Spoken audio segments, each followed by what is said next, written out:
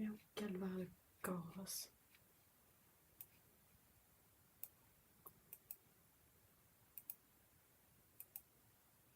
Bam! En business. Right. I have tea.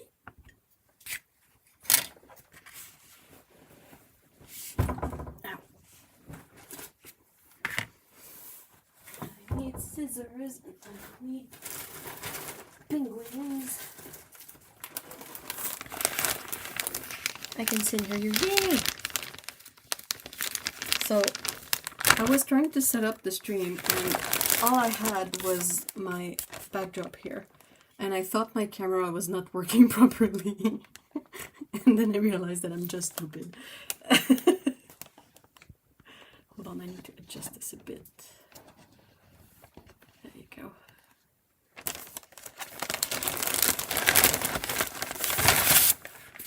This.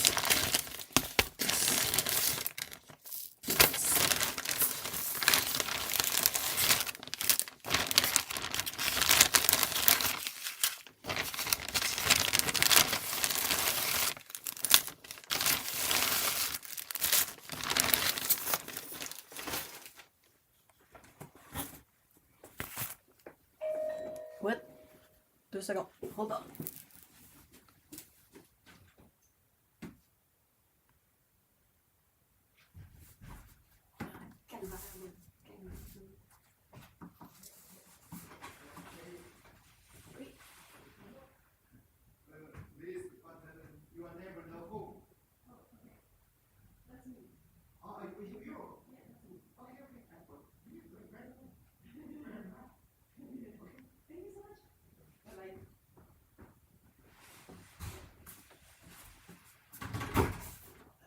Qu'est-ce que c'est? Truc de compagnie. Systématiquement, là, quand il y a des livraisons et que ça sonne, je buzz longtemps. Ils n'arrivent pas à l'ouvrir. Ensuite, ils slament la porte comme des malades, genre. Puis là, il faut que je les repose ou que je monte en vitesse pour ouvrir. C'est comme, guys, come on.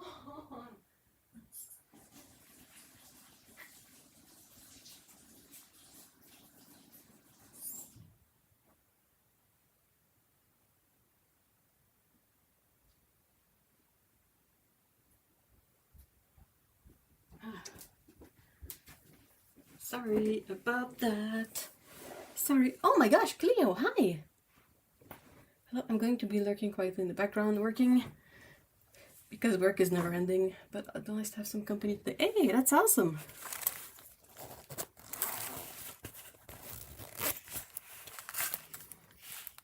So I don't know if you, is that the, that's not the right. I have 2 of these, like, I don't know how to call them, these organizers for sewing stuff. One is for embroidery, it's this one, and the other one is for hand sewing. Yeah. So I'm gonna need my kitty, my needles, thread, have clips, and a thimble just in case. Yep. It's not a project bag, it's really thingy. It's really meant to keep your like your sewing supplies in there. You have this bit that is meant to be for needles, like this, a pocket here, and some pockets here, and a zipped pocket here. So I don't really, it's not, I don't like them all that much. I would not necessarily recommend them to anyone, but since I have them, I'm using them. And yeah, I have one, this one I keep all my hand sewing needles, and the other one is more for like sashiko embroidery and stuff. These are, those are some sharpened, yeah, well they're the black, the clover black, not black diamond, but you know. So yeah, this is the embroidery one. So I have the embroidery needle threader, I have a little bit pencil, larger embroidery needle, another needle minder, a bunch of spare needles in here that are for tapestry, embroidery, cross stitch, and all that. So those go in here. And yeah.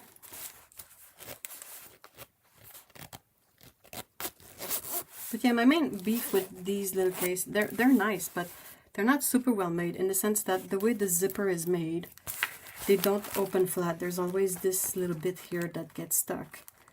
And also the zipper is a bit temperamental. Perhaps I just need to like wax it a bit, and it would be smoother, but still. Where did you get them from? The needles? I got them from you. The organizers, they're from Ruby Star Society, which is a brand of fabric that I quite like, and they had these as sort of sewing accessories available. And they're basically the same, just different fabric colorways. I've done quite a few projects with the fabrics from this collection because I think it's fun. And I also have some white back of that pattern for a quilt that I'm excited to get to. But it's like too many projects, not enough time. As always. Okay, so penguins.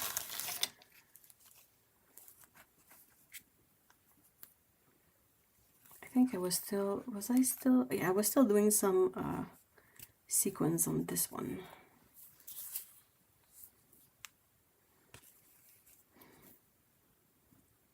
My thread, so I have a case of the super Velcro fingers today, so it's gonna be really interesting to try.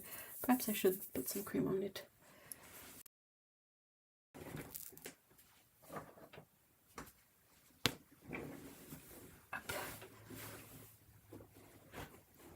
I hate the Velcro fingers so much, but there's really not much I can do.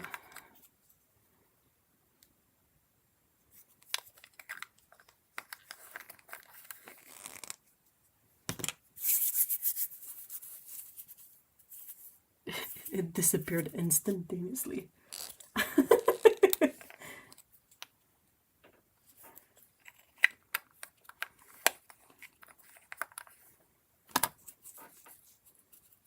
Got absorbed in all the nooks and cranny of dry skin. All right.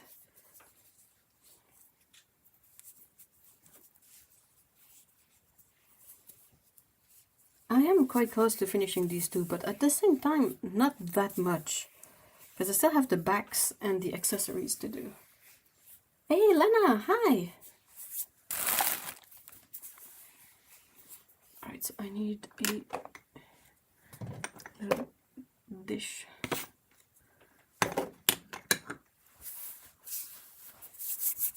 I need sequins.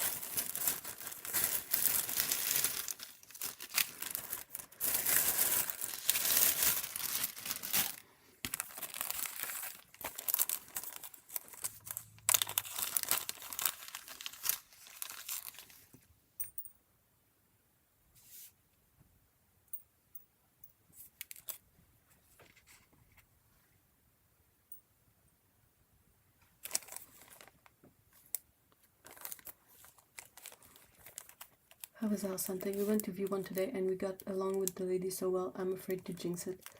We talked about baking, gardening, and knitting. Did you share your misadventure with the previous place? I would be so stuck, like you visit a new place and you're like, I don't want to appear rude or weird or whatever, but do you have any roaches here? And the person is like, and you're like, yeah, well, you know, the previous place we visited, they had roaches and they didn't tell us, and I really would like to avoid a repeat of that situation. And the old lady, 91. Whoa. Art that I painted has showed me paintings of her friend who paints with earths that she... Oh, that's so cool. I asked about roaches and told her with story. Oh, that's good. That's good. Good. Ah, I hope that pans out. It sounds really nice already. Damn, that lady is something. 91.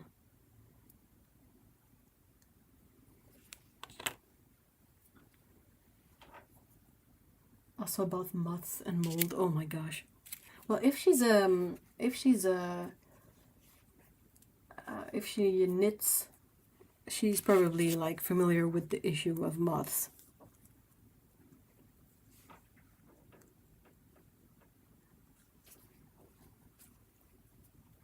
We had a full talk about these.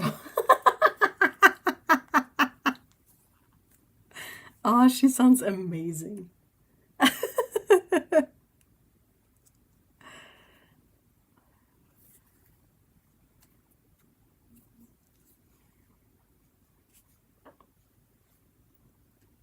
So what's the deal? Does she also live in the same building, or does she just own the place and is looking for people to rent it to? Oh, the 91-year-old lady lives with her daughter and talked about her other daughter who is a vet. Ooh!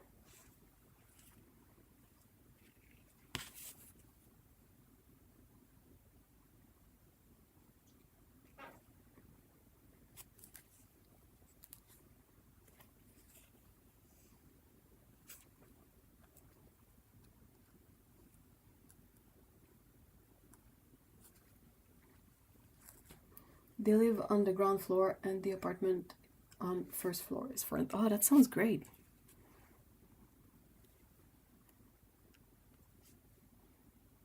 Let's hope it's not one of those too good to be true kind of situation. Dante felt very nice there too, not as insecure as in the roaches place. Oh, that's good. That's fascinating. Like all the things we don't pick up on, but that he picked up on.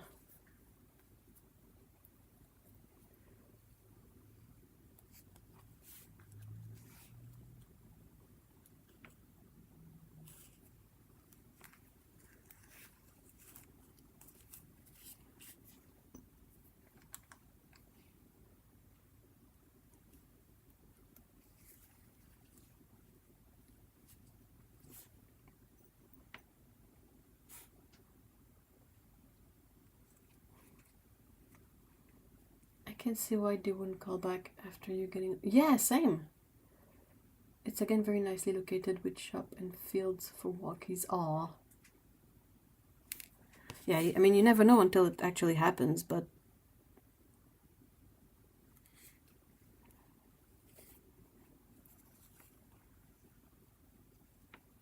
Fingers crossed that they call you quickly.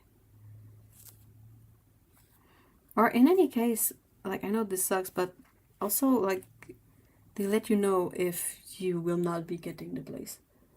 Because that's the other thing, right? Like, not knowing where something stands is just as draining as waiting for it. But it's the same, basically.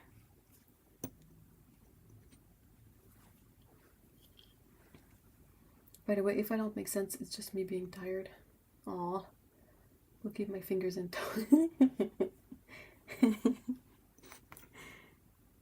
all the digits.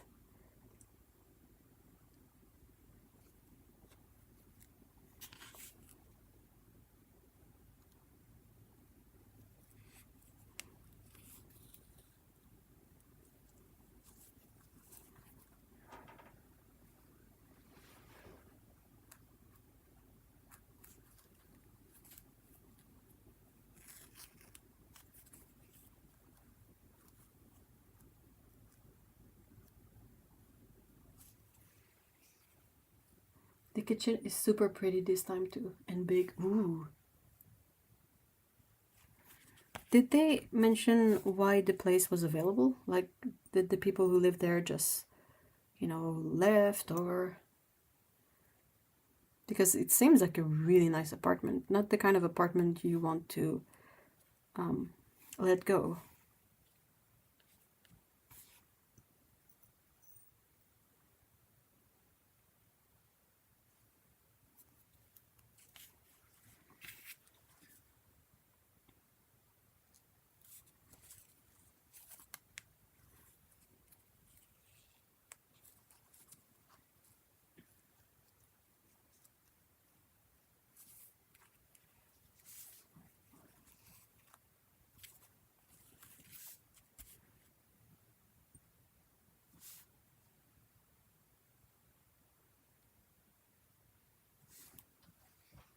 It will be free in December. The people are still living there. Oh, they're moving to Austria to live on a farm because... Oh, wow. Okay.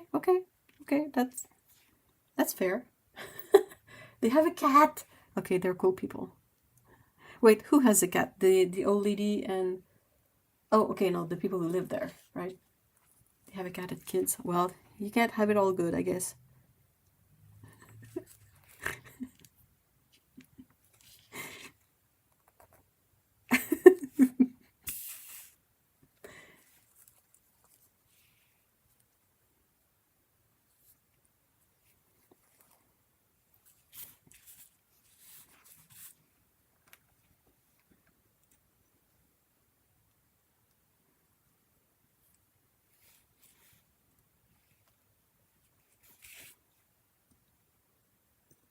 The old lady said she had a dash hound because she got too old and bunnies and birds. Oh, she's gonna enjoy some visits from Dende, I guess. She also was very worried about Dante being alone and gave him lots of pets. Oh, that's so sweet.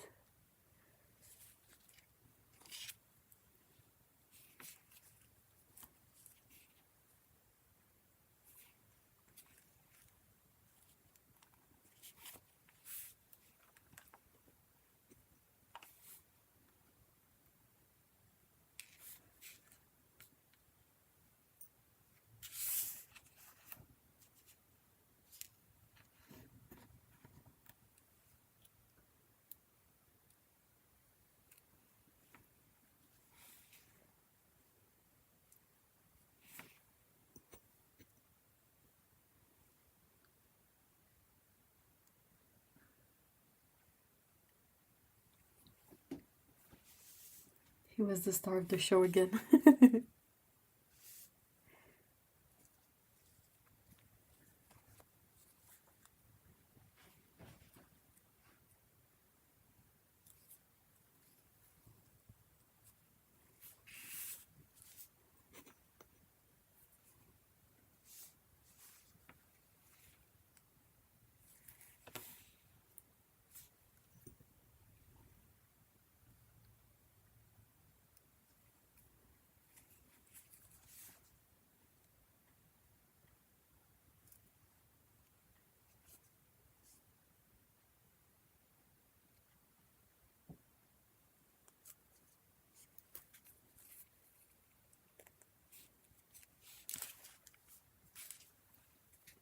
And that's the last of the sequins on this little guy. I still have to do the scarves, like the tassels. I should probably do that before I forget, but if I'm gonna do that, I'm gonna need the other needles.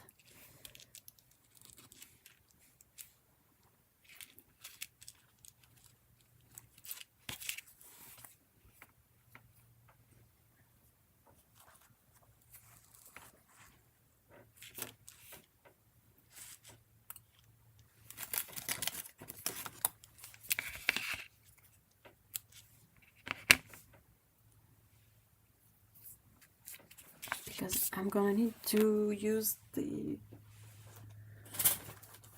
full embroidery Is there a little bead in? Yeah, there's a little,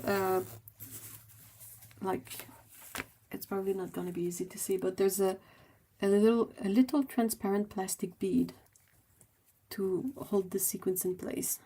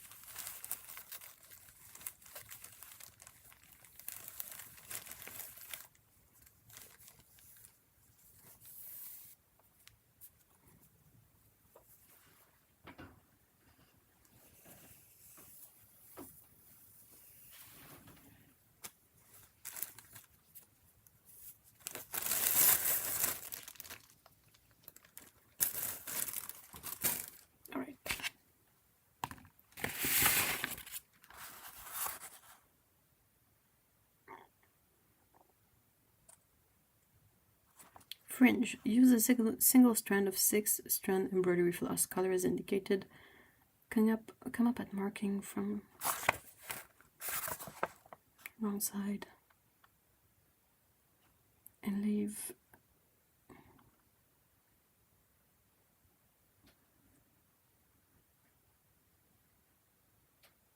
a 1-inch fringe. Isn't that really long? Yeah, that's really, really long. That's like lower than the penguins.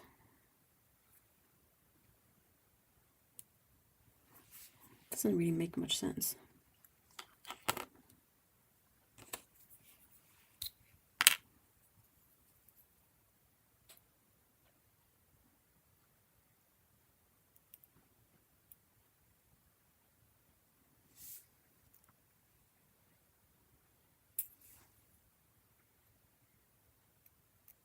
Huh.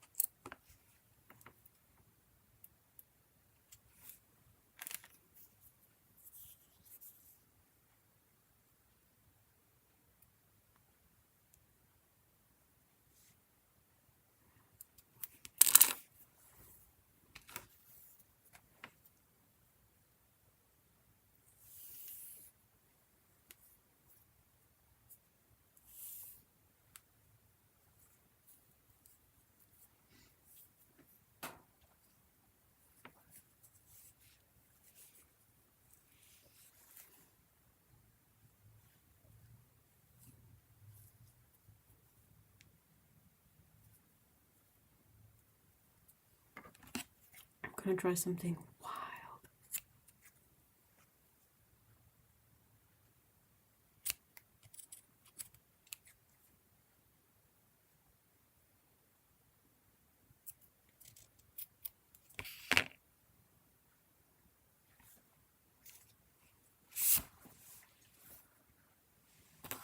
So what have you guys been up to this week?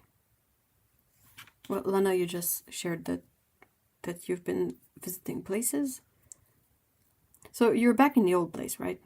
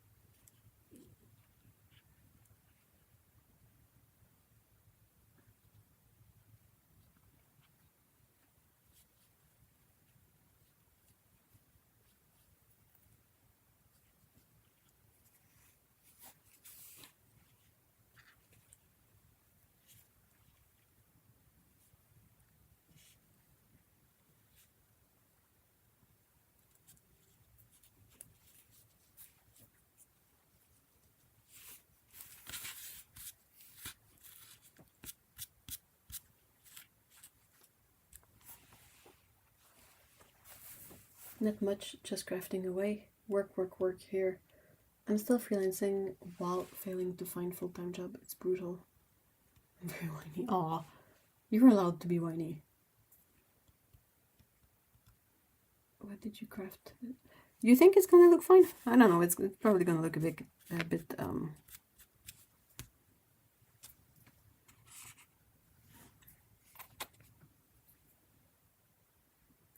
We'll see.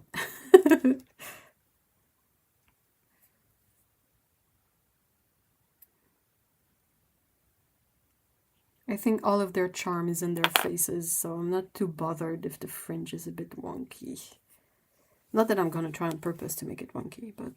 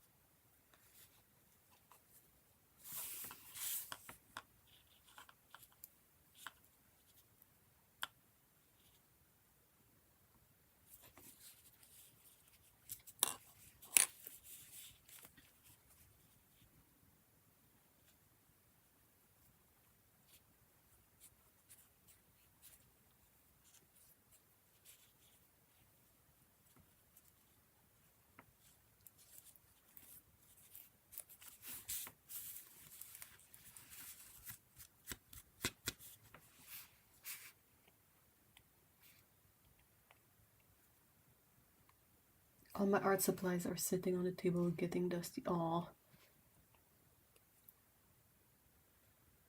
I've got all the fabric to make the APP Christmas wreath for the quilt. Whoa. That's a lot of fabric to cut. Designed the center motif for it too. Also sewed some pom-poms onto a scarf. Ah, is that the one you've shown me pictures of? The one that's super glowy? Hey, Yuri! Hi!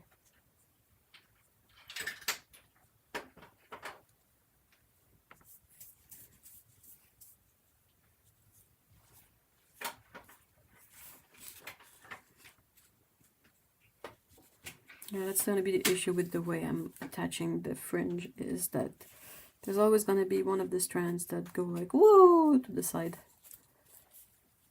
instead of going downwards. But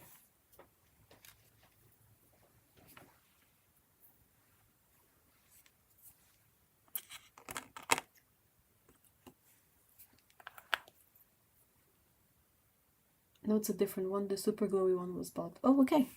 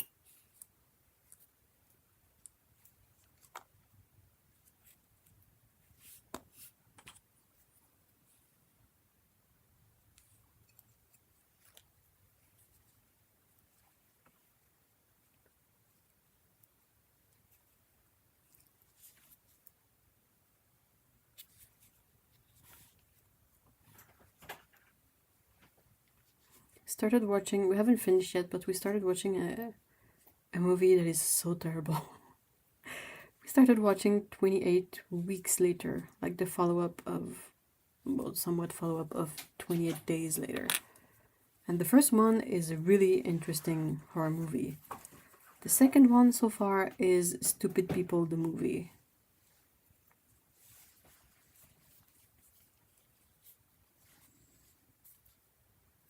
The first movie is good. The first movie is really, really good. The second movie is... ugh.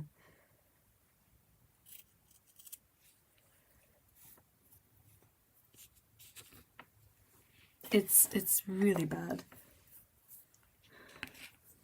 Yeah, they're making a I don't remember. Is it 28 years later? 28. They're making another one.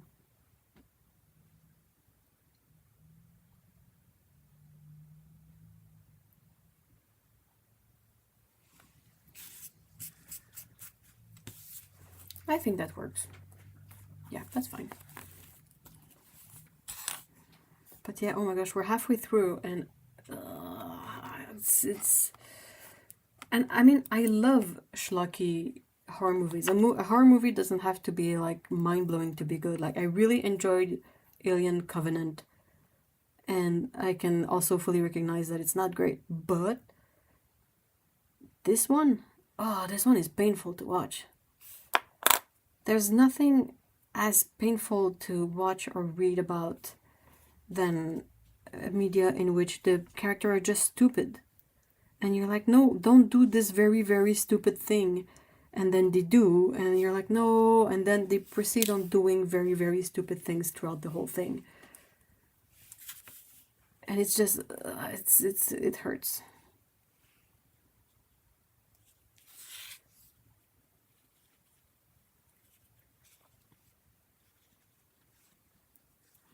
And it had such an interesting cast too. Like, there's a lot of big names. There's Idris Elba.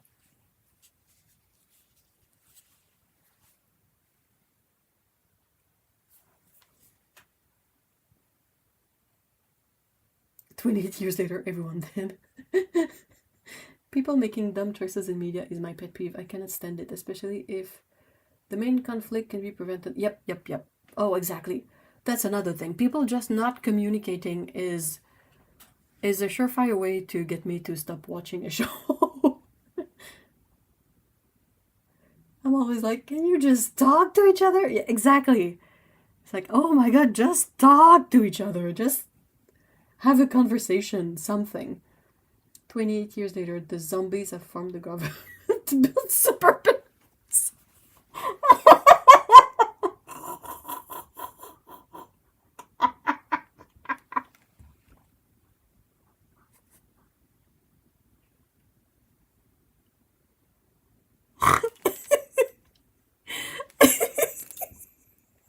That would be more interesting than the current one we're watching.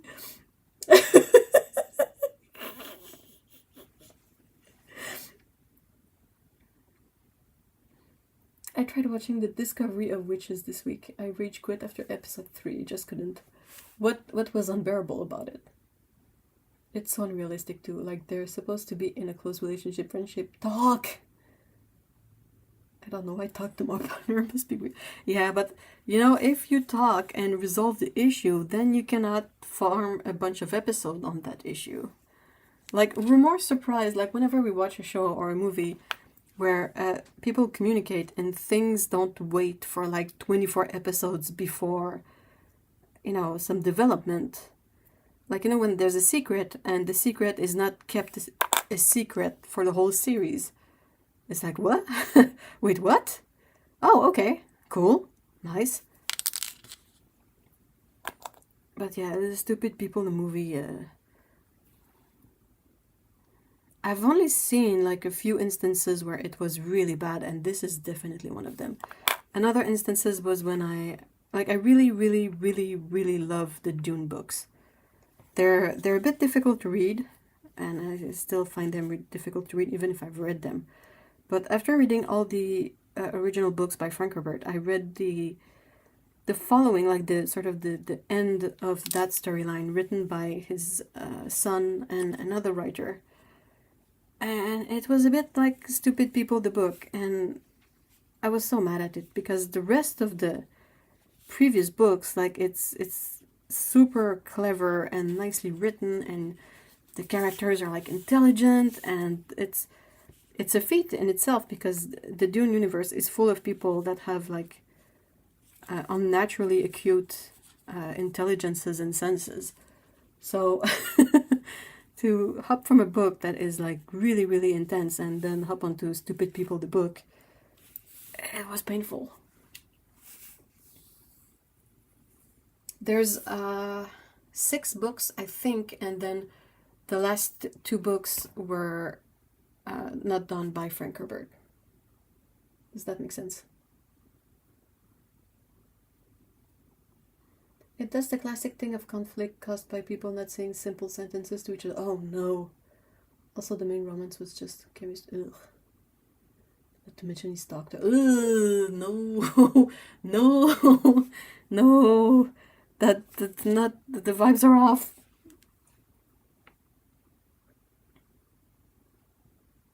Well, maybe it's how relationships go in Hollywood and we're just uneducated on the psychology of Hollywood relationships. It's so dumb I can't even bring myself to describe it. To witches, vampires, other creatures, blah blah. It has Matthew Good in it. Oh, that's a bummer. I love Matthew Good.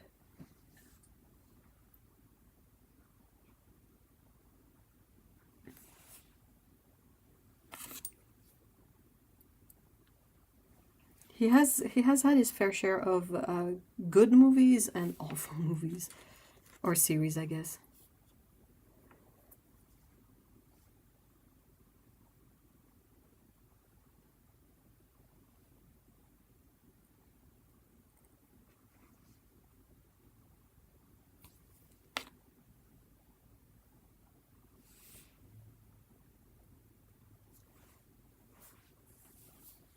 And my pet peeve of the main character being American.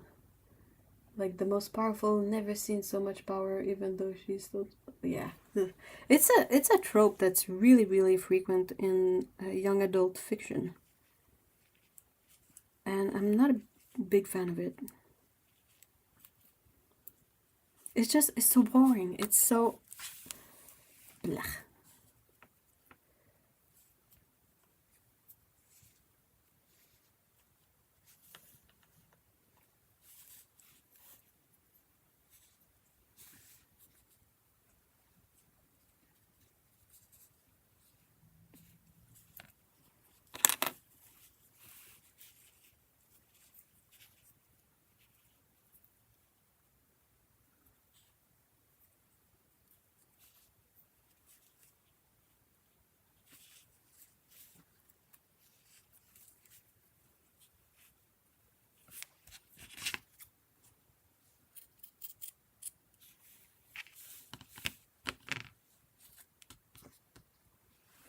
Alright, that's it for these 2 penguin fronts. Now I have to do the backs.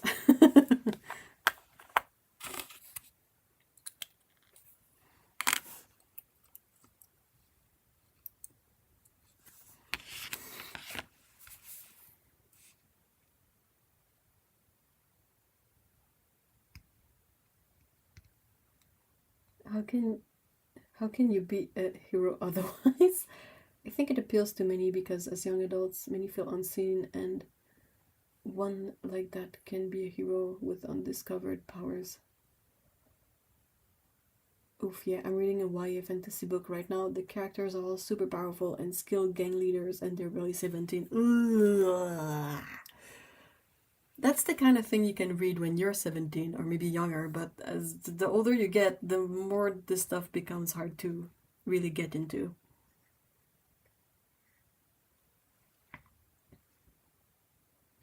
Oh, I found a potentially terrible but could be a fun movie. It's Lucy Liu as a vampire hunter. Ooh! It has 4.9 on IMDb, which is sort of the lowest score I've ever seen. But Lucy Liu as a vampire hunter, I can't even find it at the moment. Oh, that has potential for sure.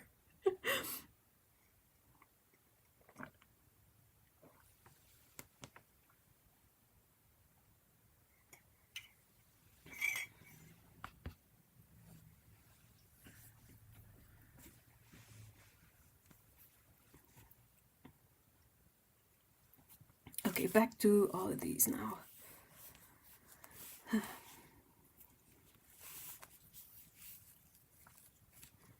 Okay, so those are 16, it's 22.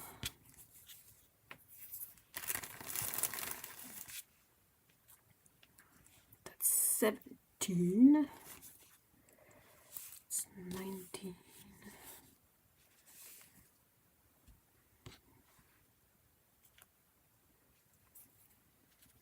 And that's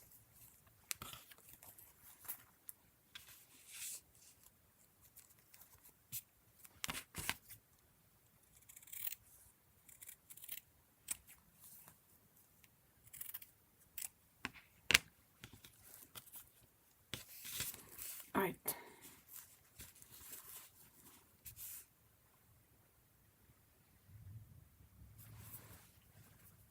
What's the name of the movie, Otto? Yep, I probably would have loved this book as a few years ago, but YA has become a lot more popular with adults. Yeah, and one of my favorite books that I read again like every few years is young adult, and it's like I'm not sure I would even call it young adult. It's definitely like teenager, but it's really enjoyable, and I like reading it again and again, and it doesn't have that issue. Yeah, like, yeah, sure, the main character is special in some way because also she's the main character, but it's nothing over the top. It's really like plausible in the context of the books. So I really enjoy rereading it. I never get the moment of cringe. So I need attach applique 16 to applique 4.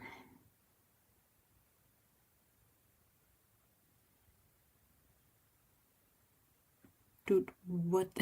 Which one is applique 4? Ah!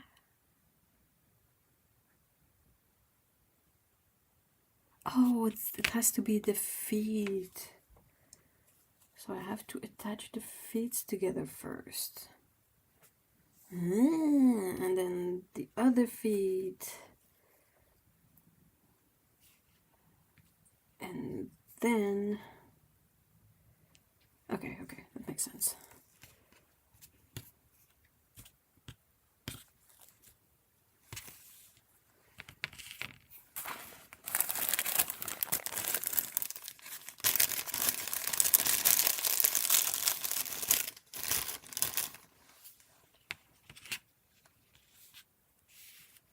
Rise. Hell, my favorite book that I have reread so many times is Holt's Moving Castle, which is it's a really good book.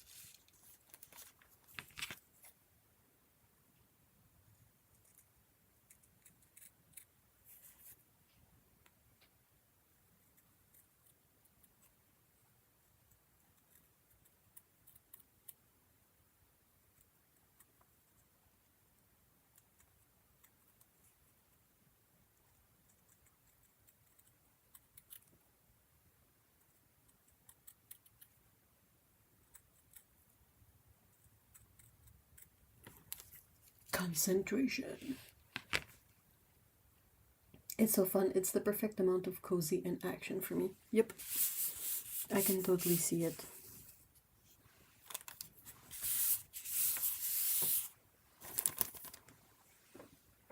I need the carton.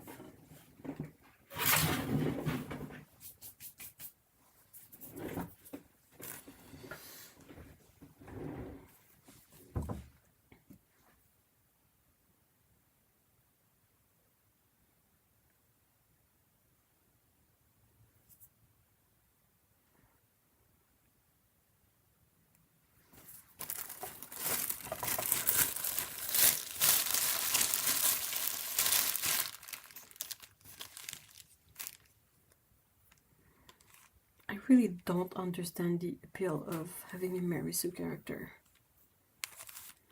It's so unattractive on so many aspects.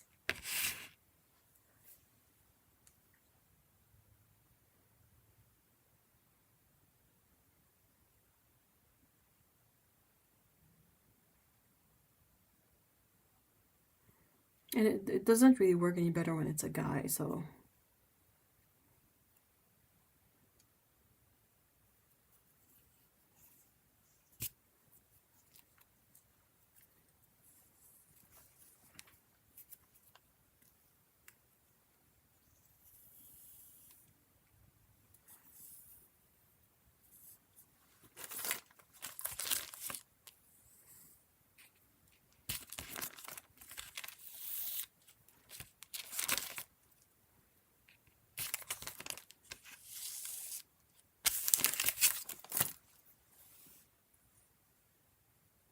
So, what's something delicious that you guys have eaten this week?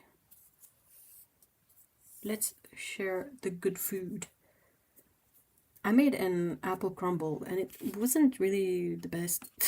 It was fine. It's just like in terms of tastes, it was fine, but in terms of result from a baker's perspective, there was a lot of things I could improve on.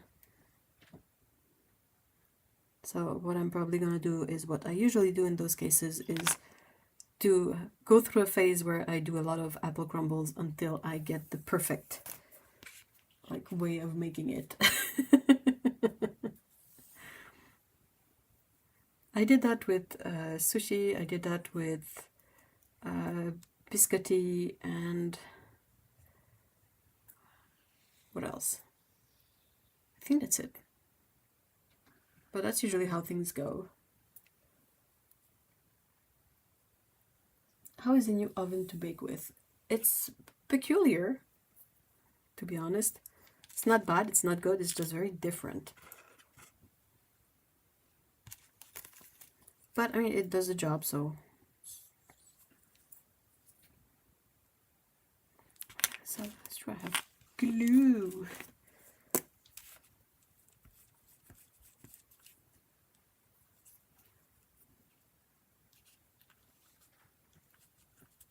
There you go.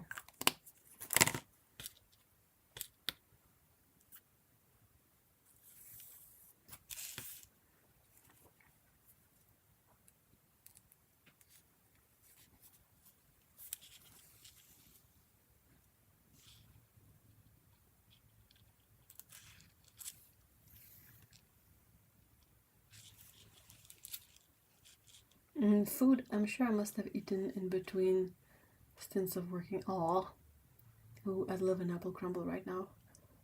Or apple brown Betty. What's an apple brown Betty? I'm suddenly very hungry.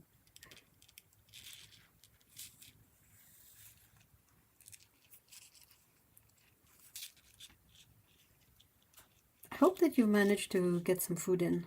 Even if it's something like a peanut butter sandwich or, you know, something really basic, but with a bit of nutrition. Like, your brain needs the energy to be able to function, so...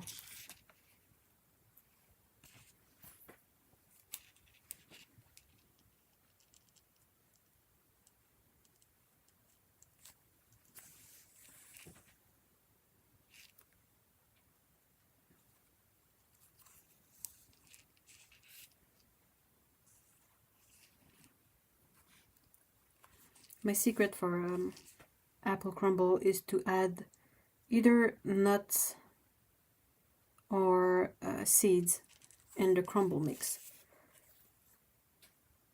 It adds a really interesting crunch to the whole thing. And it's really delicious. Whether you use nuts, for apple crumble, I like to use walnuts. And I think pumpkin seeds or sunflower seeds would also work really well.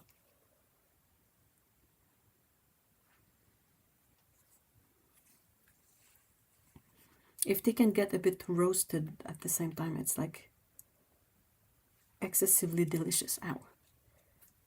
Oh.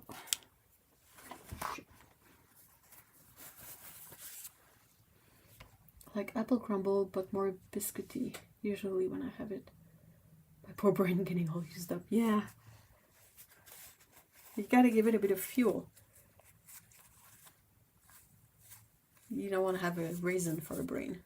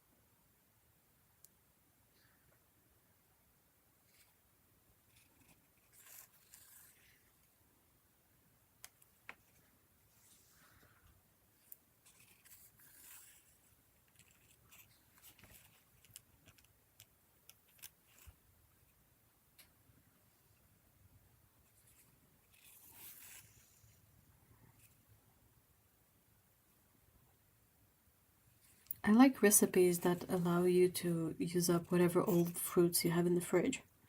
And I feel like crumbles are one of those recipes. Like you can do it with any kind of orchard fruit. Like pears, peaches, apples. But also like you can do it if you have like a few apples and a bunch of old berries. You can mix them together and it's going to be really delicious too.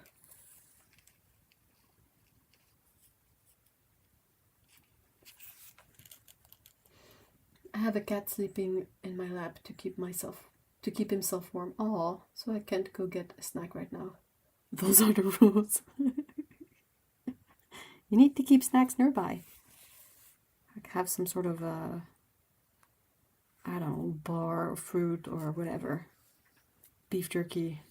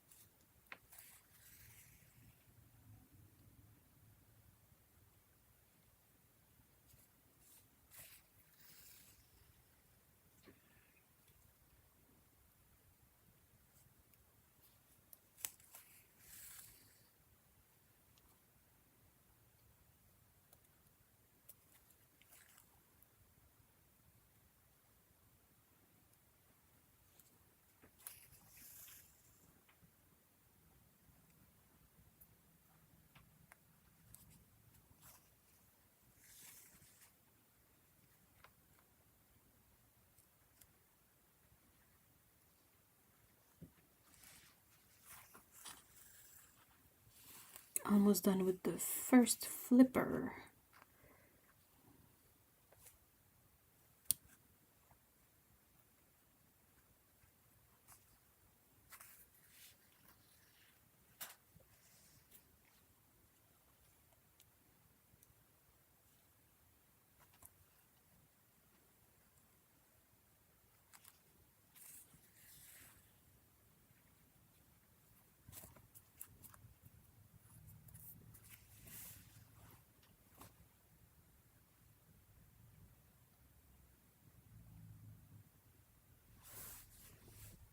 You have been chosen to sit and starve. Oh no!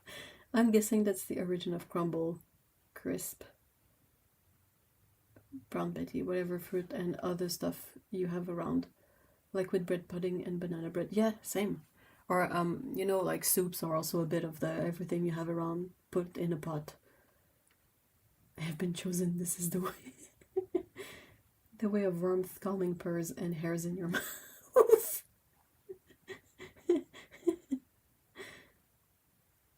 Hairs everywhere, yeah.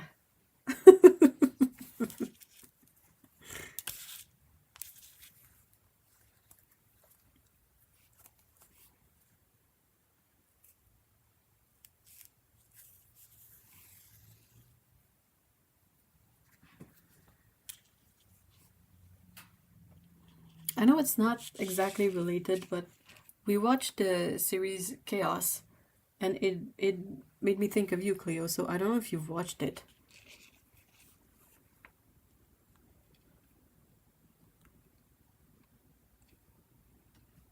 But yeah, like we watched it, we finished it this week, and then we immediately find out that Netflix has not renewed it for another season, which is a big disappointment.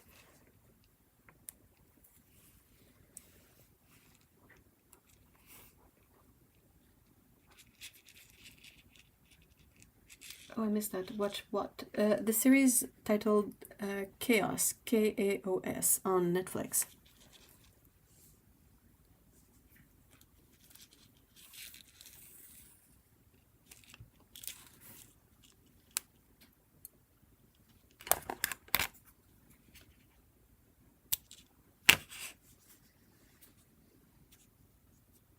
Winter fluff that was... Oh, yeah. It's gonna be floof season. I'm excited. Like, all the visiting cats get so big and round and fluffy in the winter. And when they shed, well, it's none of my concern because they shed outside, so... Pretty sure I saw an ad for Chaos. It has Jeff Goldblum, and... I'm sure there are other, like, really well-known actors in there or actresses, but I can't put my finger on it. But it's really, really fun. Tom just came in the living room, loudly announcing that she was there, then took a nap. She's happy. Also, she's become super fluffy. Oh, that's the best.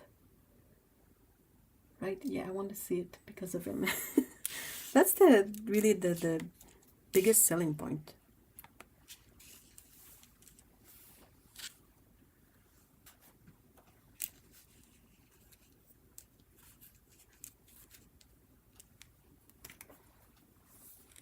Yep, Greta too has become a teddy bear. She thinks it's gonna be fun.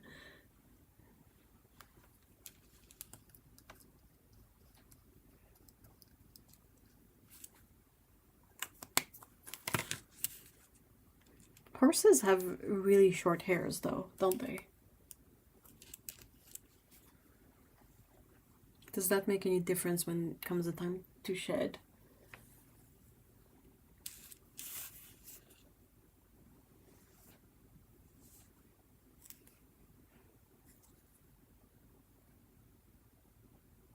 Greta has made tapples and aww.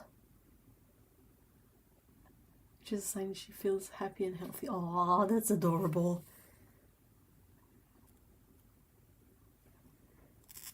Ow. Ew. I wonder if I should use a different stitch for the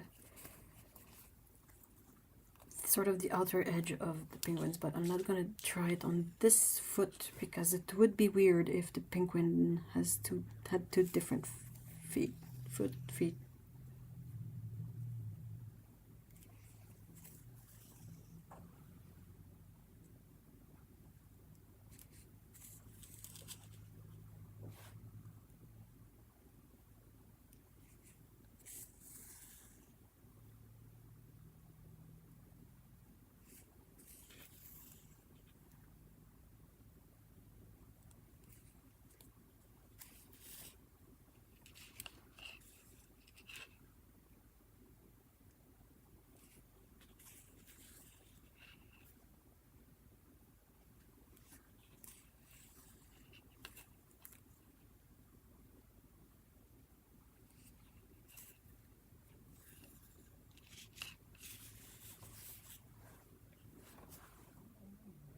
depends on the breed. Krita is a fjord horse, and those are from Norway. No, really?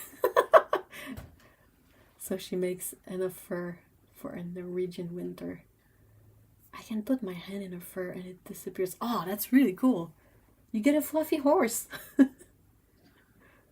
Tompo, Scott, no, no, no, no, no, Tompo. Tu vas tomber, arrête. Elle fait des ou. On me fait des miam miam, mais excuse-moi, elle allait tomber.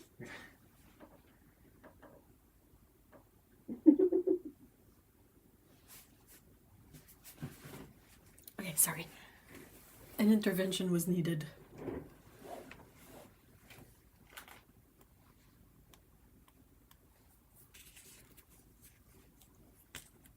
You don't want the sleeping kitty to fall on the floor. That's not good.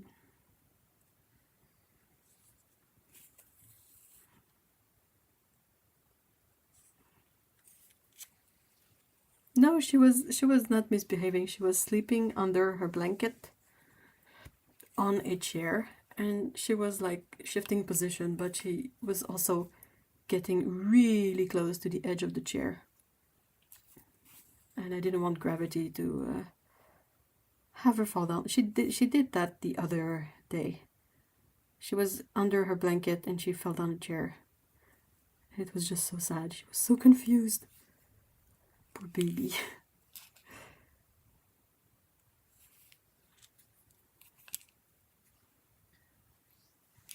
Oh, the poor kitty. Yeah. I mean, she gets cold. Like the moment the weather gets under 10 Celsius here, she starts being cold. So she goes back to sleeping under blankets. But the consequences of that is that she cannot really see where she's at. And more easily fall down. Also, like if she starts falling, she's tangled up in a blanket, so it's not like she can right herself before falling down.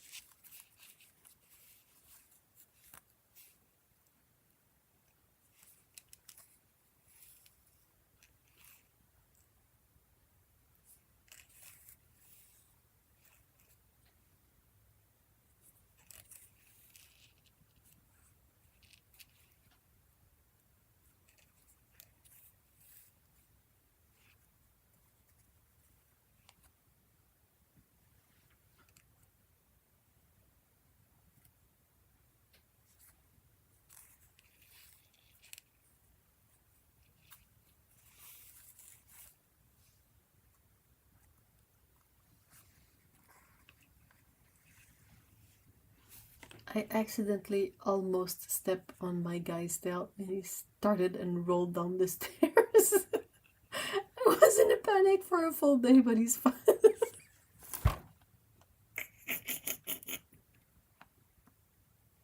Oh no! Oh, poor kitty.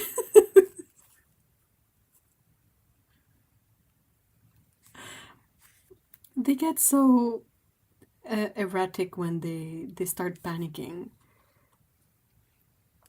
I don't know if you've seen the video, but there's a video available online quite easily, and it's a camera that's set in a cat shelter, and it's a big room with a bunch of cats, and there's one cat that goes up on something and makes it fall, and it starts a chain reaction of cats jumping off everywhere, and it's so funny.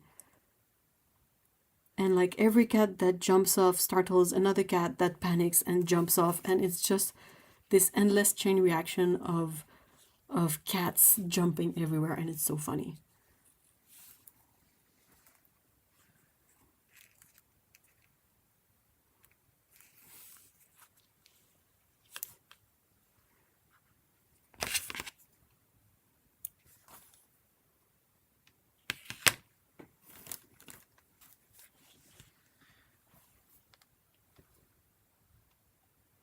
He was spooked for a while, but all is well. Oh, that's good. That's good. Oh no, must find out. Oh yeah, absolutely. It's so funny.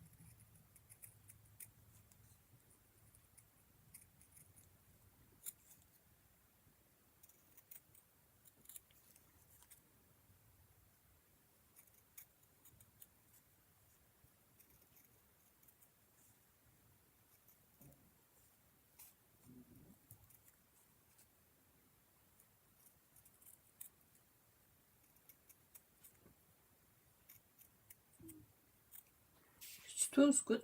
Ah, c'est scout, hein. Wiggle, wiggle.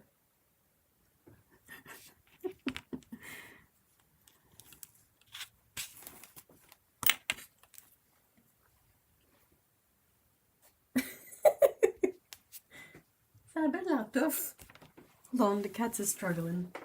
Il y a un peu de l'air difficile. Hein? Ouais. Carty. L'entends-tu? Non, je l'attends pas. Arrête pas de faire des sons. C'est bon? Bien là? Oh, la roue. Elle fait des... Ah, c'est Fluffy qui dort. Ah oui, bon. Je pique. Bon.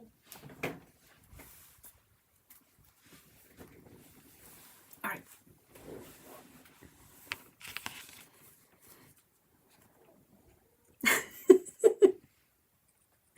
Scout keeps making noises from under a blanket, and it's really funny.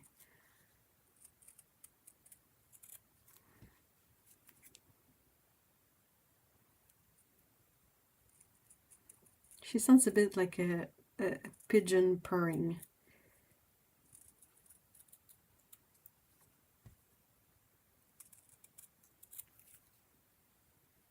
Like if a pigeon could purr. That's a bit what she sounds like.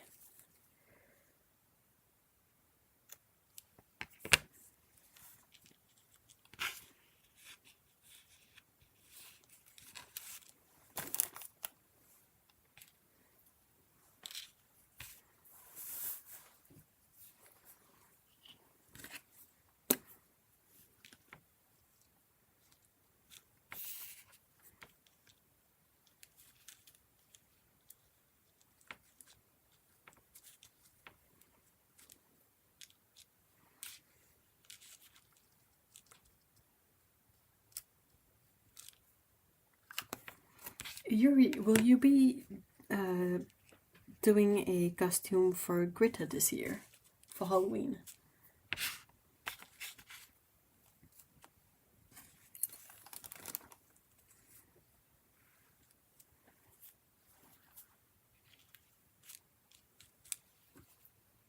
Oh my god, I should. Especially if she's gonna be really fluffy. I feel like that's a good opportunity.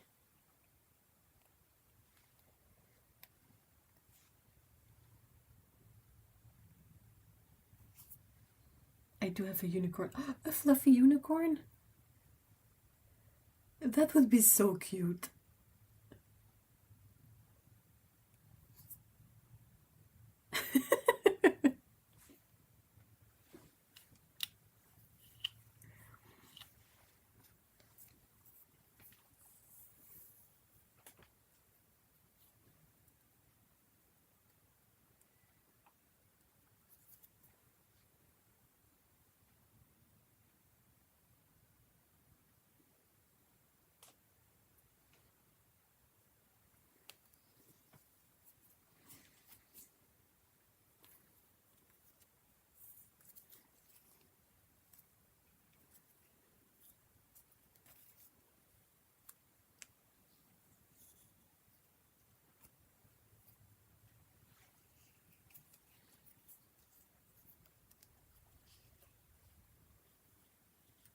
There is this product that you can put on a horse's mane to make it rainbow colored. I could... that would be really, really cute. She would have like a kind of a punk rock rainbow. Oh, she would be so cute. That would be the best thing. Oh, absolutely.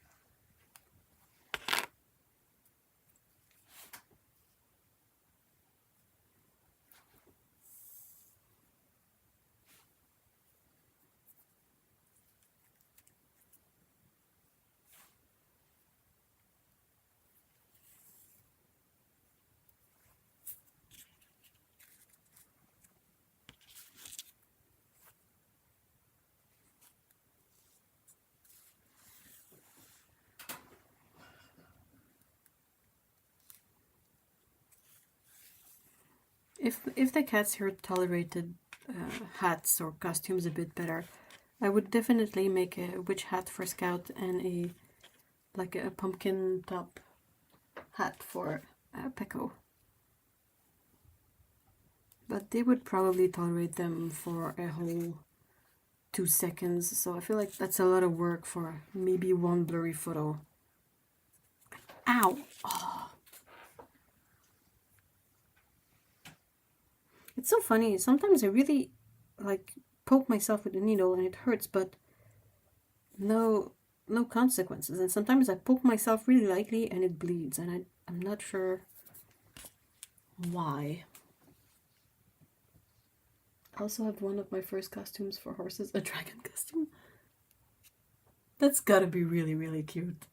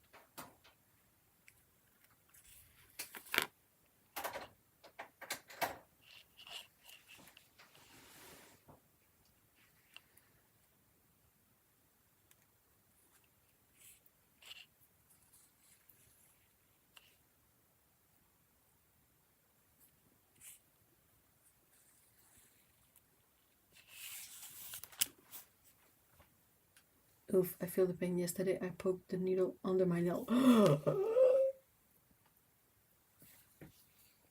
Pain! Ow! Ow, ow, ow. Why? My cat just gets a seasonal change in bow tie color. I'll have to hurry up and find this orange one. That's adorable! Aww. Oh man, I love when cats tolerate like having a fancy cute color or something. There's a cat we see outdoors sometimes, and it's a big chunky dude, big chunky cat, and he's gray. It's like a tuxedo but gray and white, so a diluted tuxedo. And he has a little scarf, He has his regular collar with his name tag and all that, but he has a little scarf too. And it's just so cute.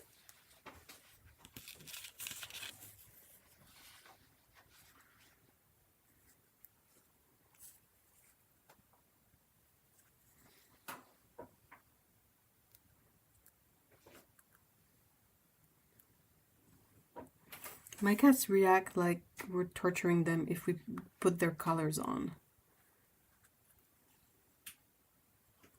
They're such spoiled brats.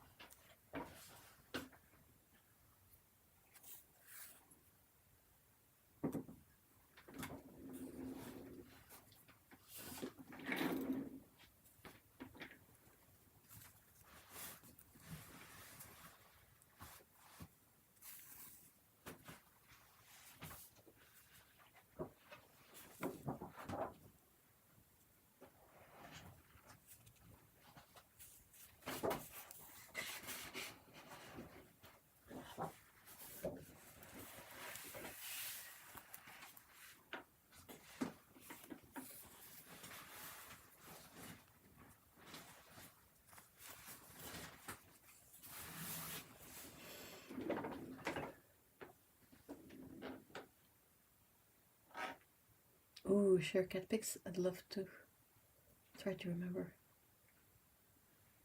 Oh yeah, definitely. If you want, there's a server. There's a channel for cute pet pictures.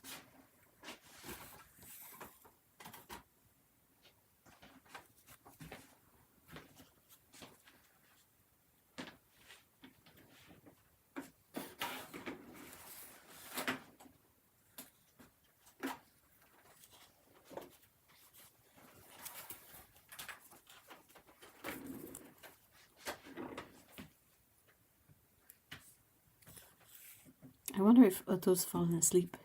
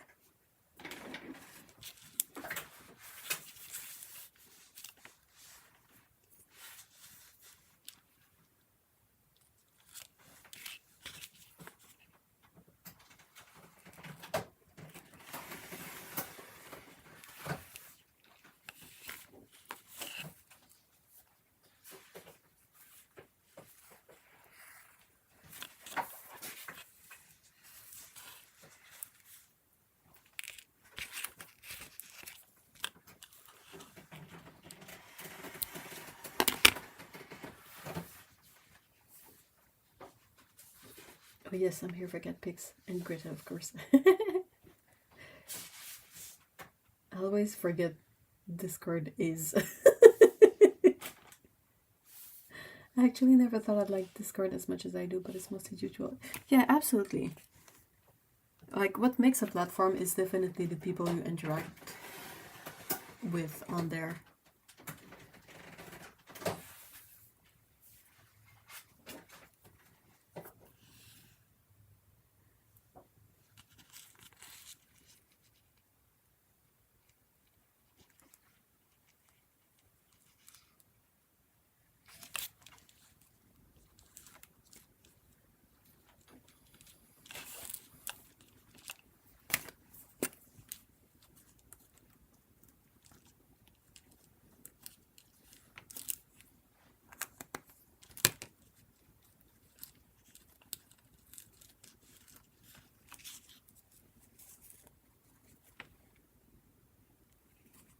I know I said it before, but you have the amazing talent to gather the most money. Oh, you do too, Lana.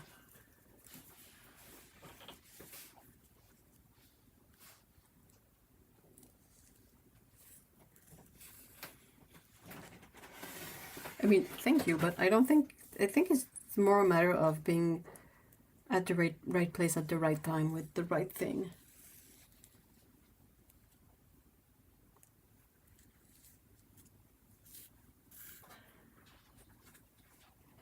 And like we cross-pollinate each other's Discord really well. Like Lee has one, you have one. I think Denise had one at some point.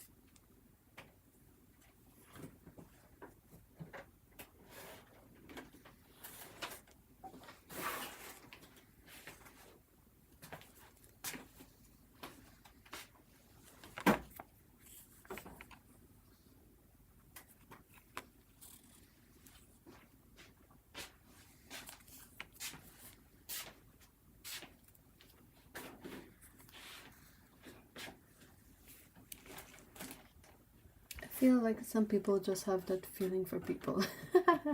Back in uni, I had a roommate who was like that. It was a miracle. You have that too. Lee and Denise too. And you too!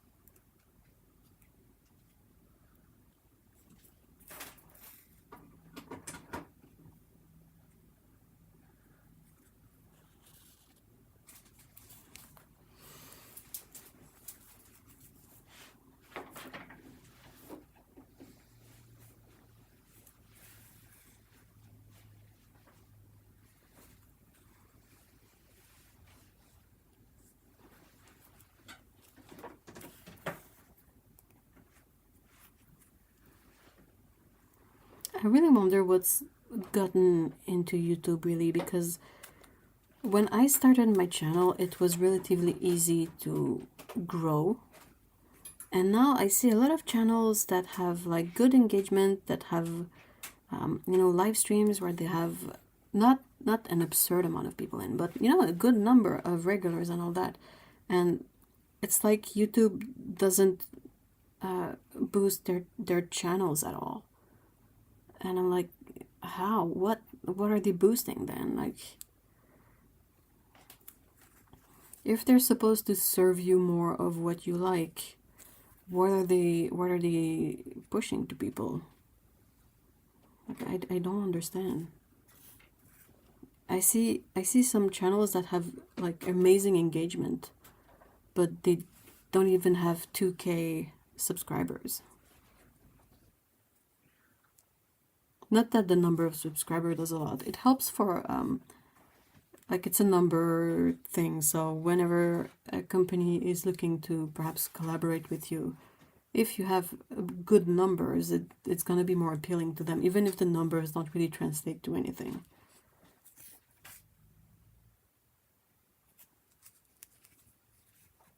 But yeah, it's just so weird. When did you start your channel? I don't remember, to be honest. I think it must have been like 2016 or 17, maybe. I'm pretty sure some of my subscriptions don't even show up in my feed. Yeah, that too. Like, sometimes I have a blip moment where I go like, hey, so-and-so was working on a video. I remember that. Have they posted it? I never saw it. And, like, it's not like I don't go days without checking YouTube. So I have to manually go check their channel to see if they've posted anything. I feel YouTube doesn't boost many small to medium channels. It's so hard to find those now. Yeah! But I like the smaller ones. Yeah, I agree. Sorry.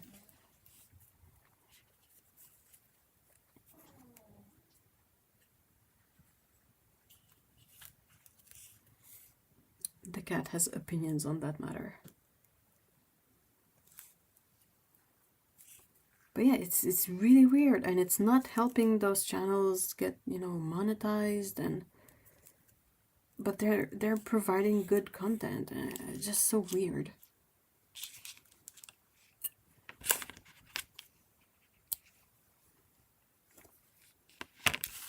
All right. Which stitch do I prefer? Yeah, I think this one makes a nicer finish. I don't know if you'll be able to see the difference between these two.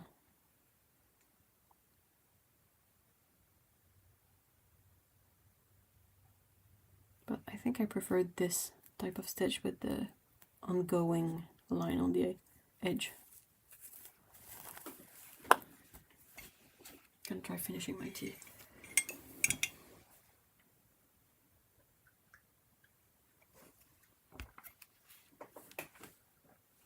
Hey, Paolo!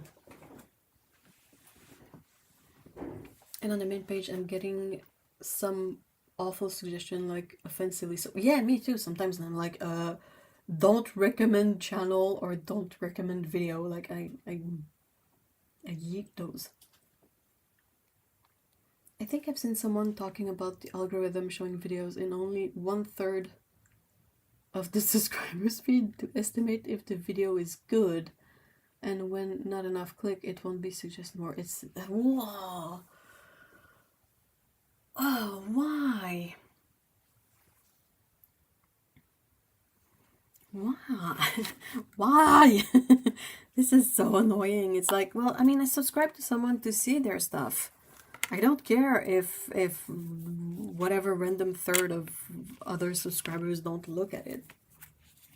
It was an Earl Grey with almond milk in it.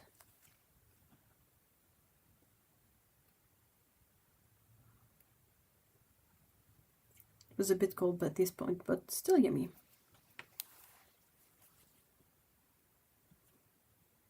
I didn't get notification for Ev's and Otto's video for a long time. Seems better now. That's so weird. Yeah, the main page is weird. I never looked there. I used to see mainly art channels, now I see mainly political ones. Ugh, did you unfortunately look at one political video somewhere and now your feed is cursed? I get prank channels and never watch pranks. They're too mean. They're mean and they're not funny. Like, even if they weren't mean, they're not funny. They're cringy and awful, and I don't...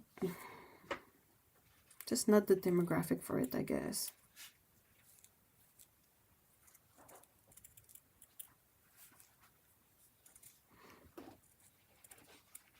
I saw one not long ago, not on purpose, and it kind of cracked me up because it was awful. It was a dude pretending he has a disability and had a hard time eating his food because he was shaking so much. And when someone, like when the waitress comes in to help him and all that, and then you reveal it's a prank, and the whole thing is awful up to this point. The face she makes when he reveals it's a prank, though, that was the part that redeemed the whole thing, because she was just like, haha, okay, yeah, well, funny, ha ha ha ha, wow, good job, you. And that kind of cracked me up, but I would never seek this kind of content on my own. just awful.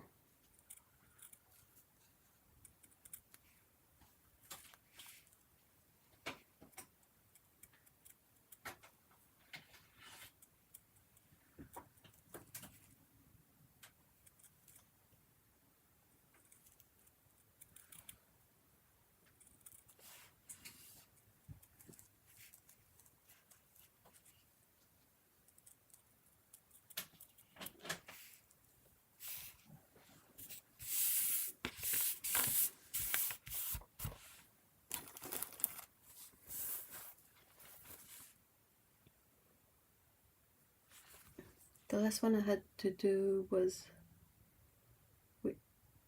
the Goulet pens. Then algorithm was always suggesting videos for me. Exactly. If I'm subscribed, I want to watch that. Yeah. My feet is cursed. The demographic for pranks, I think, is really young teens. YouTube really wants me to watch shorts. Yeah, and it's like if I want something to listen to as I'm working on something, I don't want it to be a short. That's the opposite of what I want. I want a long ass video, like to give me 2 hours of someone rambling about submarines or something, you know.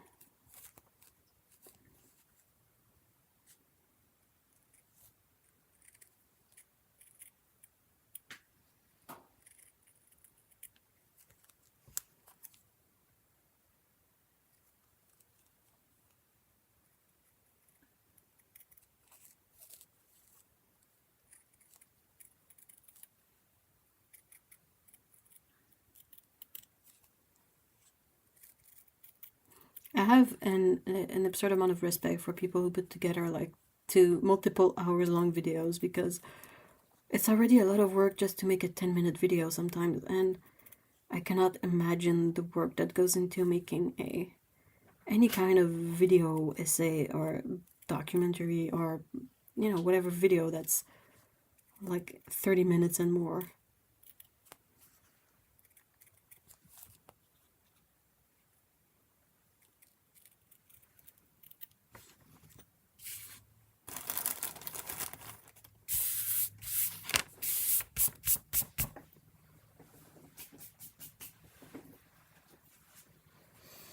Welcome back, Yuri. Really young teens should watch something more educational. Absolutely. Hey, Dan. Evening.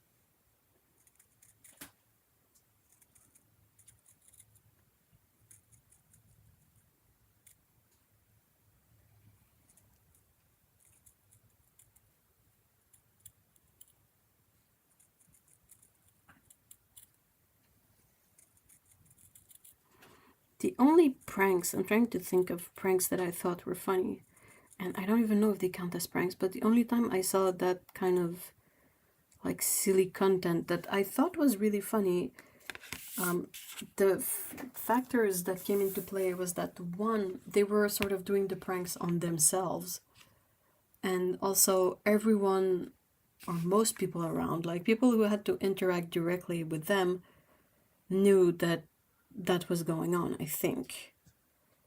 And it's a French movie. I think it's a movie. I don't know what the title is. I don't think it's even been translated, but it's like the 13 Commandments of Humor. Les 13 commandements d'humour. C'est ça, hein? Well, he's busy. But it's basically a comedian and his friends, and they challenge themselves to some really silly things. And they were challenging themselves. Like one example I can give is they were in a restaurant. They were supposed to be the servers. Server, is that the word? I think so. Like people who bring you your food. But before going out in the dining room with the food, they had to make themselves dizzy, really dizzy. and then they had to walk out of there and try to bring the food to the people. And it was absurd stuff, like a huge bowl of soup or like a big bowl of salad. But everybody in the restaurant, I think, if I remember right, was aware that this was going on. So if you took a bowl full of soup to the head, like just the soup, not the bowl, well, you were like, you knew it could happen. You know what I mean?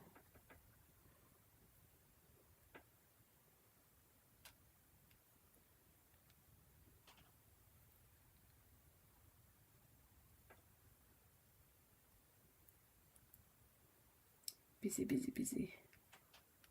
Just put you on TV. Hey, I'm on TV. Ma, look, I'm on TV. So yeah, that kind of prank kind of thing. Another one of their challenge was their group of friend. They had a big fancy like multi-course meal, and then the final meal of the whole thing was a shot glass of laxative. And the challenge was to, like, the winner was the one who would last the longest without having to go to the toilet. And like, to add to the challenge, everyone was wearing white, and there was like one toilet that was on the other side of a little not a lake, like a little swamp thingy, and they had to walk around to the toilet to go there. Like, that was the challenge. And it's stupid and it's awful, but they did it to themselves, so I can't really be mad at it, you know. And if it bothers me so much, I just cannot watch it. But pranks that are like done on other people. Yeah, pond, thank you. Thank you.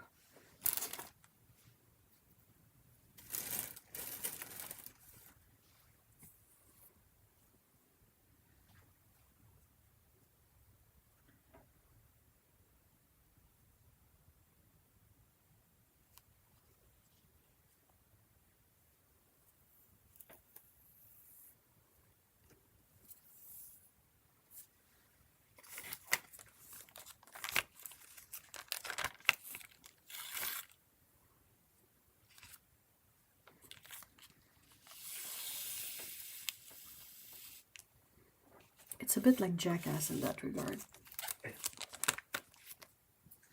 Fluffity. Salut. Miaou. Miaou miaou. Miaou miaou. Il inspectait ma branche. C'est une bonne branche. Miaou. Ouais, ok. Miaou. Miaou. Miaou. Miaou. Miaou. On miaule en même temps. Bien des choses à dire. There's a visitor outside that's meowing. And we can't hear her, so we just see her open her mouth, which is kind of funny. Those pranks that just cause mild confusion are my favorite. No harm, just silliness. Yeah. Yeah, that's actually funny. But I don't know. No, a kitty visitor. A human? Don't overestimate me.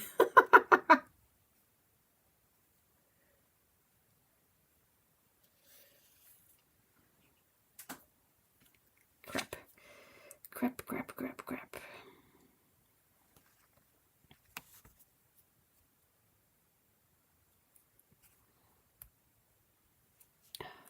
Boop.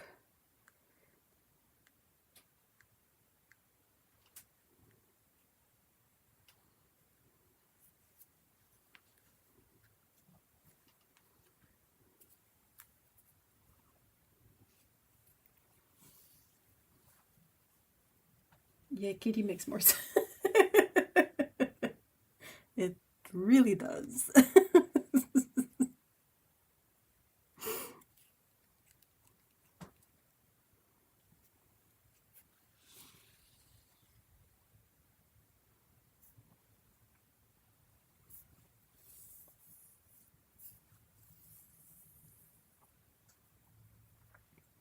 I had to call on Shiro's humans yesterday because she really looked like she was feeling under the weather, the poor kitty.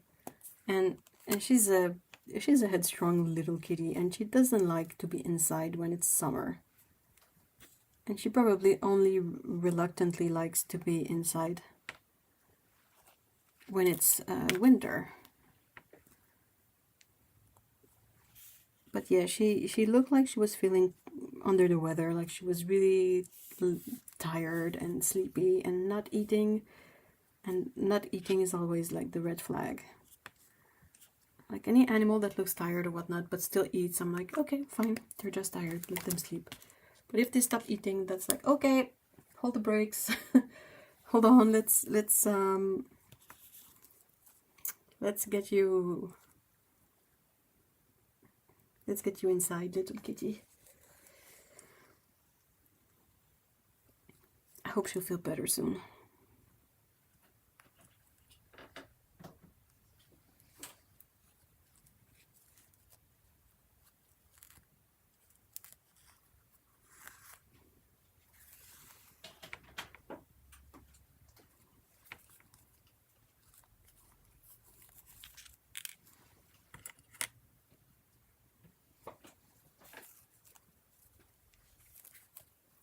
I hope so too.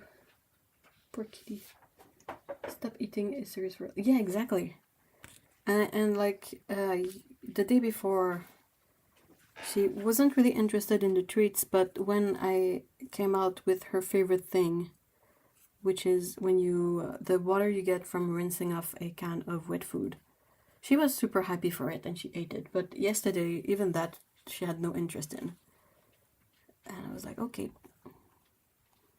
let's get in contact with your humans and get you inside.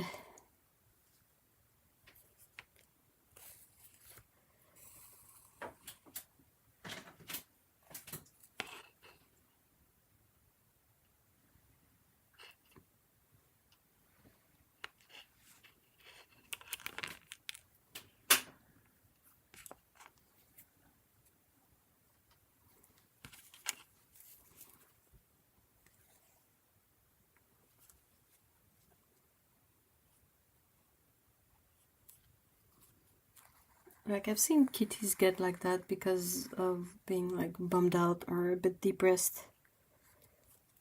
I saw Chaz be like that this summer when his humans went on vacation for a long time and he got all sad. But Shiro is a different kitty. She's a very independent kitty. And she has her kitty things to do, and in the summer she rarely like goes home at all.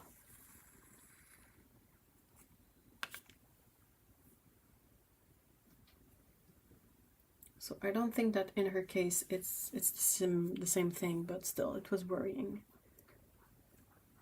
I'm gonna head out. I have some things to take care of and then head to bed. Oh, have a good evening, Yuri. Thank you so much for stopping by.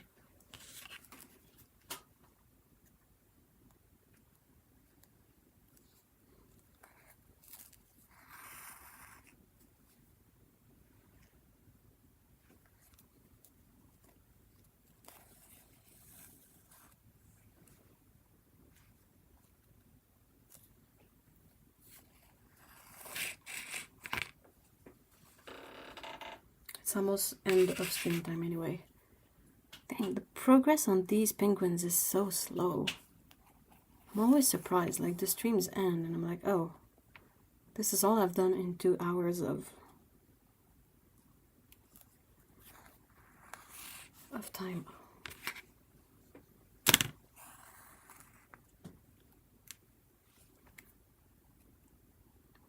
So for next week, I'm probably gonna have to do the stream on Sunday. So I'm really sorry. I know it kind of overlaps with other streams.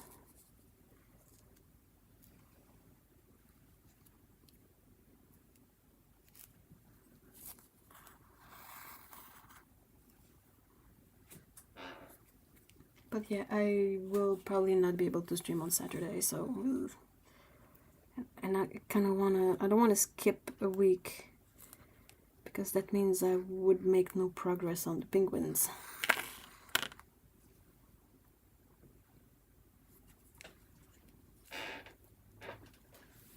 Ow! Dang it!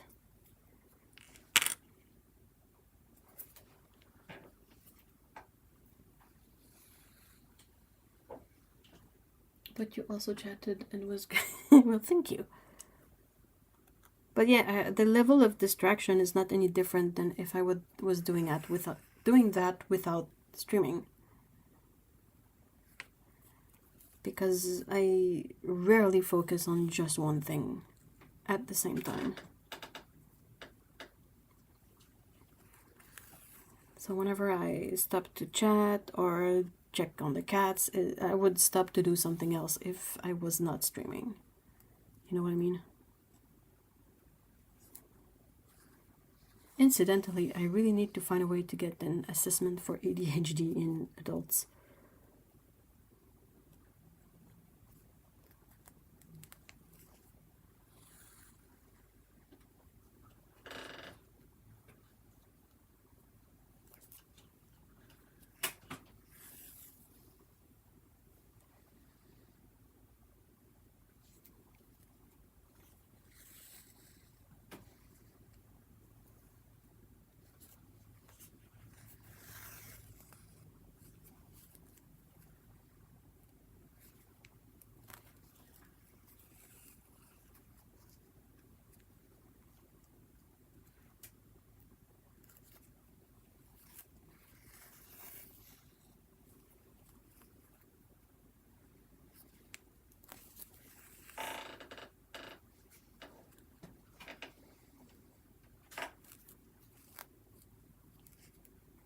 I think Otto is still away, right?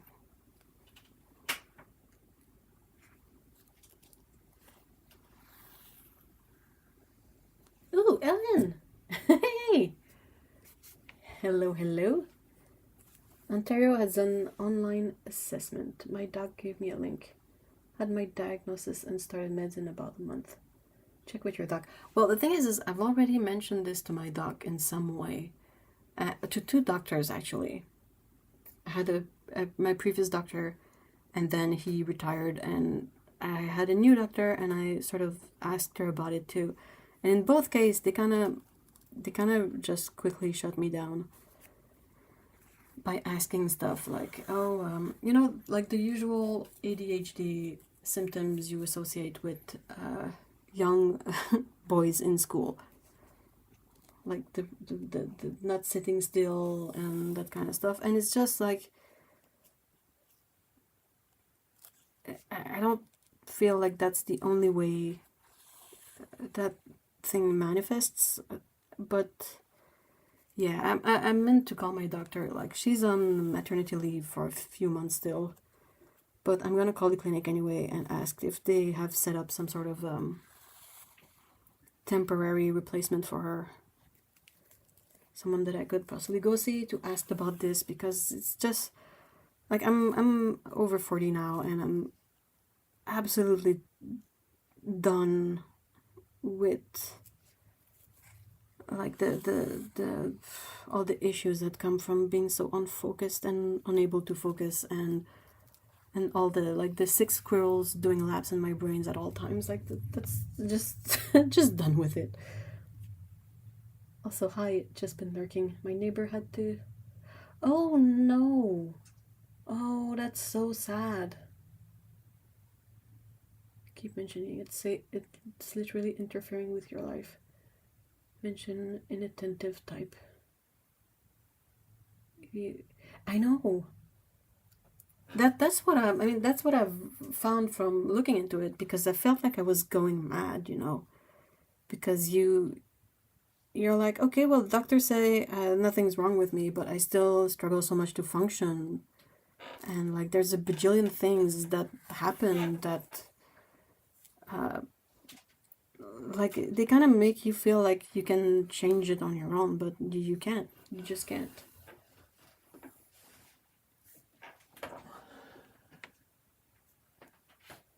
So I'm gonna try again. I'm definitely not done trying, but it's just so weird to like I have really I have anxiety issues, but I feel like the anxiety is a result of being overwhelmed from the ADHD and not two separate things. So I feel like if they would kind of help me figure out what's going on with the ADHD side of things, I might not even need the anxiety meds.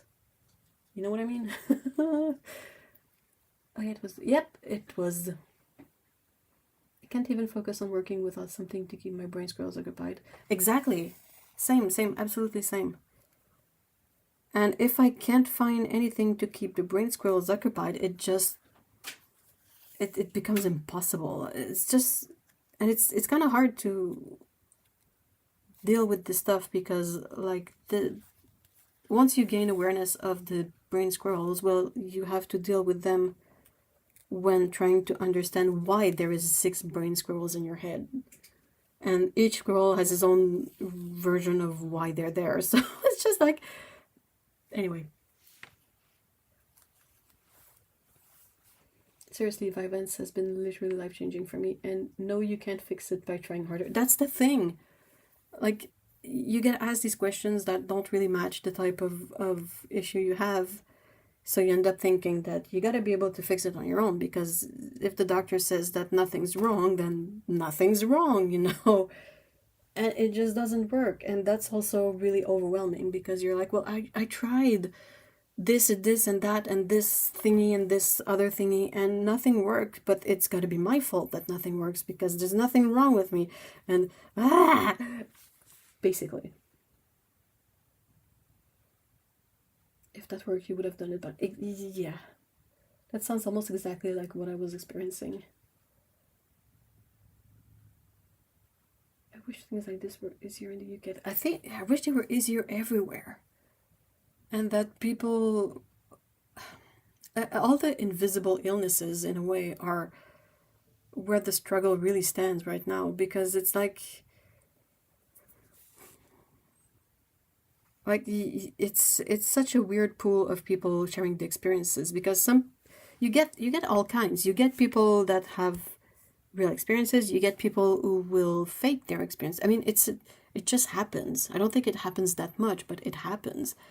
But when that happens, people focus on that, and it has such a negative impact on everyone else, and it's just like the whole situation is 6 brain squirrels on its own, you know.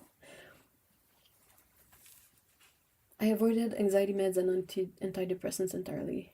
Keep at it, dog on a meat truck. Determination. Don't be rude, too. I don't think I would be able to be rude. I think if they would turn me around, I would probably just start crying, which is not great. But it's this level of how can I say it, of being tired of it and seeking help but not knowing where to find it, and that nothing like kind of gets some results anywhere. Does that even make sense? But yeah, so I got put on anti-anxiety meds because I was anxious, obviously. And the doctor then asked me a bunch of questions, and he was like, okay, well, you definitely have something going on, so let's try this. And it helped. Like, it took care of some of the anxiety. But the thing is that I still get anxious because I still get overwhelmed. And since I'm overwhelmed, I still get anxious. And it won't stop until I figure out how to stop being overwhelmed. And I'm not sure there's anything like that I can do fully on my own to take care of that, because what will make you overwhelmed is not necessarily very logical or something you can really control. So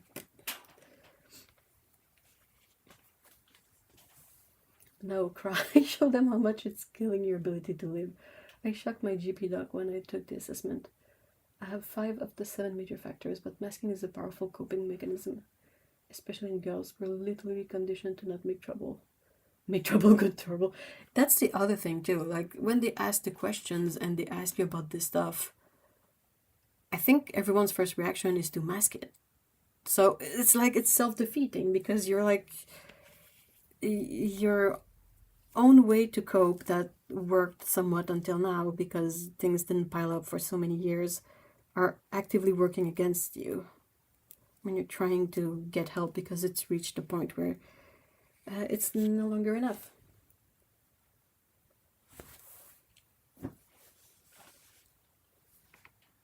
I feel crying helps to be taken more seriously, which is super sad that it has come to that. Yeah, maybe. I mean, at least the doctor's office is not is not what I would consider an embarrassing spot to cry.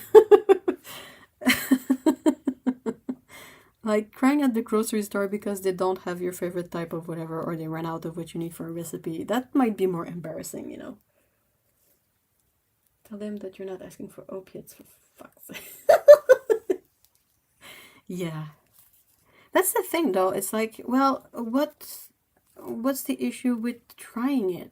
Like, I was thinking about it, and I was like, why are they so opposed to it? In the sense that, like you say, people are not seeking opiates, but I guess there's stimulants, and some people might abuse that. Maybe, I don't know.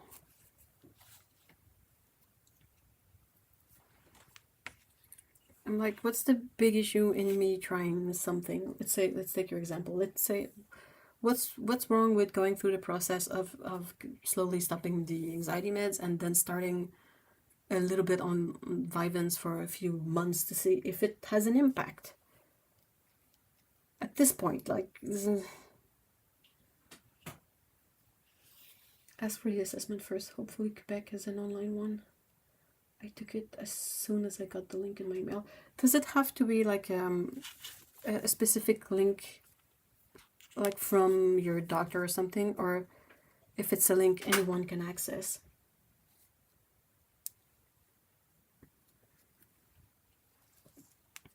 Tell them you're willing to stop the anxiety meds to try to... Oh, absolutely.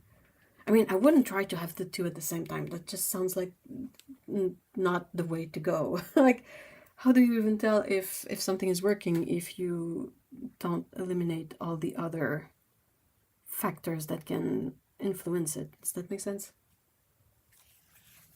But yeah, I need to call the clinic.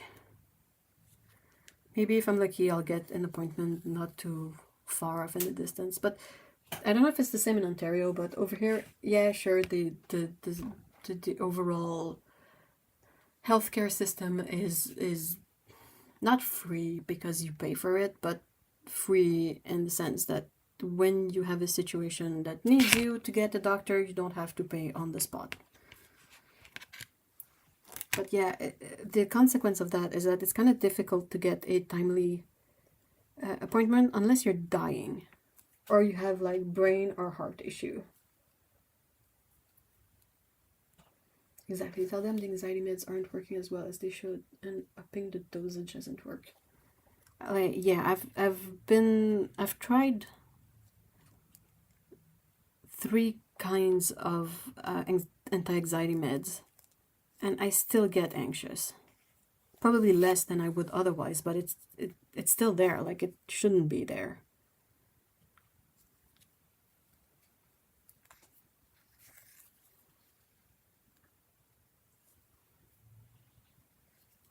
So yeah, if I'm lucky, I might be able to get an appointment that's not too far off, but that's the thing, like when you need something, like, oh, I have an appointment, especially for mental health stuff. Good luck. And holy shit, 3 different ones. Yeah, I took escitalopram, I took bupropion, and I'm taking... I don't remember what I'm taking right now. It's a different one.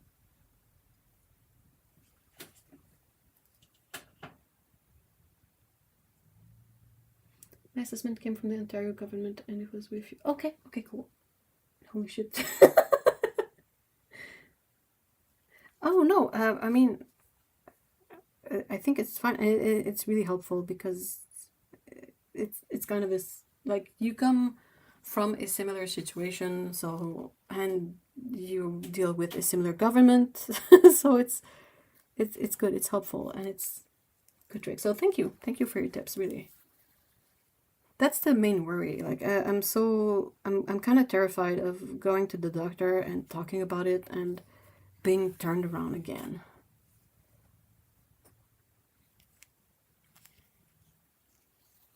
Because it's basically me going there being, please help me, and them saying, nah, you're fine. And you're like, well, I don't really feel all that fine, you know.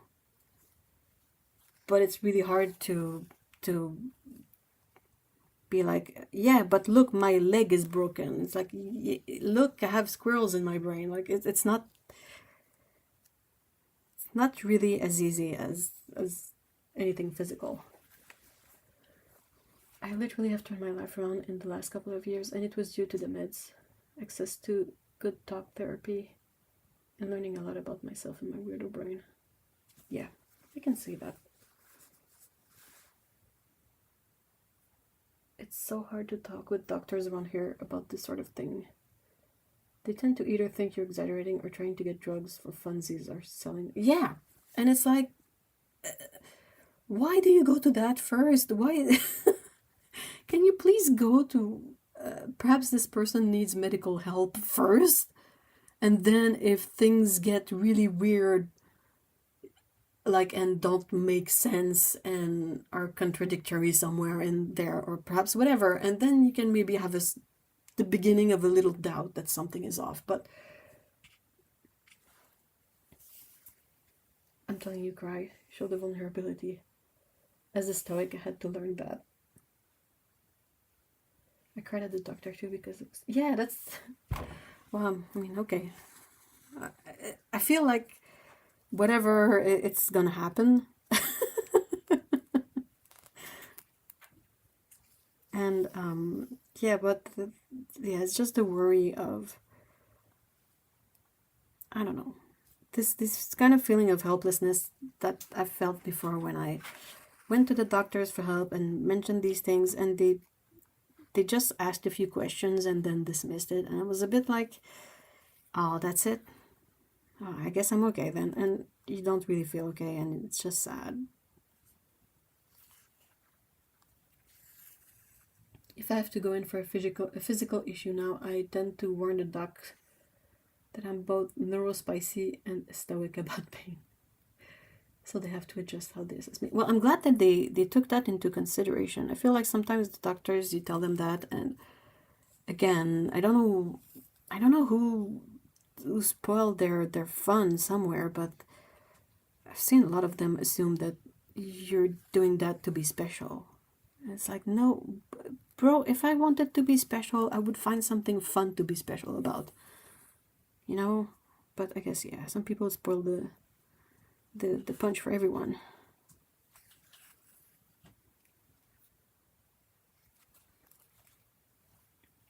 Where I live, different people are treated differently. Yeah. That's also not good.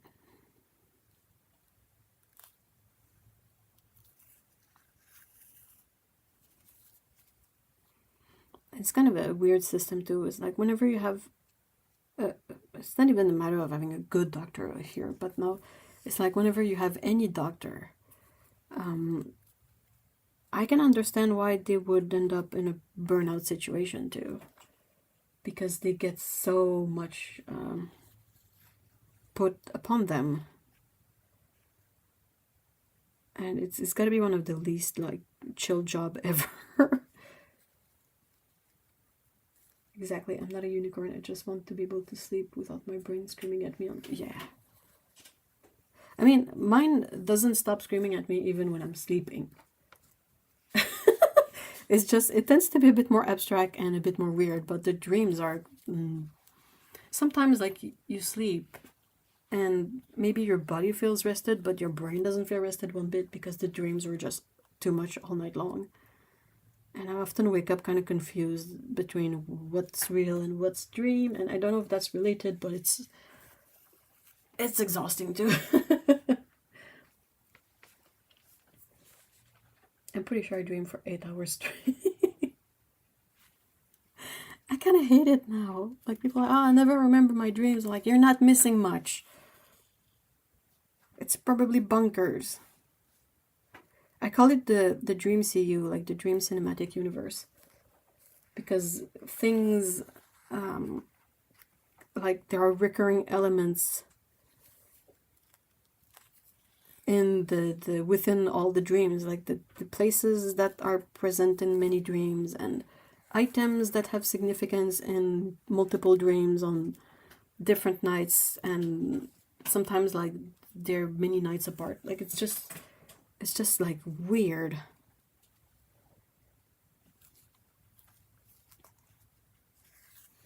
I use a specific kind of weed that gives me a relaxing body high rather than the magical mystery tour. Yeah, we don't need the magical mystery tour of the mind at this point. Like, we're fine. We're fine. Is it something you, like, how do you consume it? Is it smoking? Is it, like, edibles? Is it, I don't know, caplets? Not perfect, but it helps. Dream CU, love it.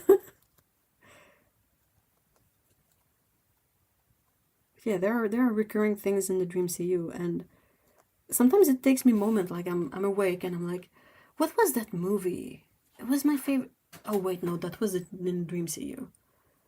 And the way the Dream CU works is a bit like generative AI in the sense that I know what things are, but if I take a moment to fully assess what they actually are or what they actually look like, it's gibberish.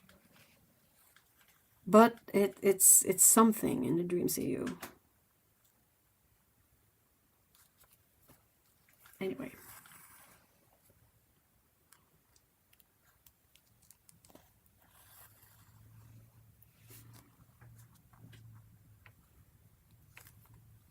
Yeah, Ellen, if I have any question or inquiries, I might poke you on Instagram. Is that a good spot to possibly poke you about brain stuff, brain squirrel stuff? I use a tincture, basically an oil but watered down a bit. It's commercially available through a company called but I get mine medically prescribed because tax write-off. Absolutely fine. Okay, cool. I mean, it's not going to be right away because there's a few things I have to do, and then I have to figure out how to see my doctor, or if any doctor, really.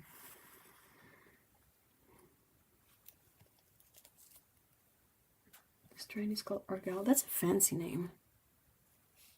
Ow.